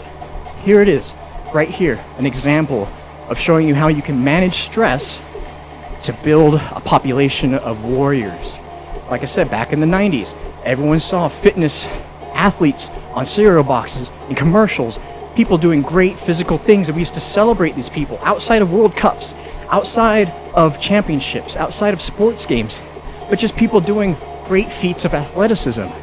Now it seems like we don't look at that anymore, and it saddens me, only because I recognize that the future generations that come after me are not going to have a good discipline around physical health.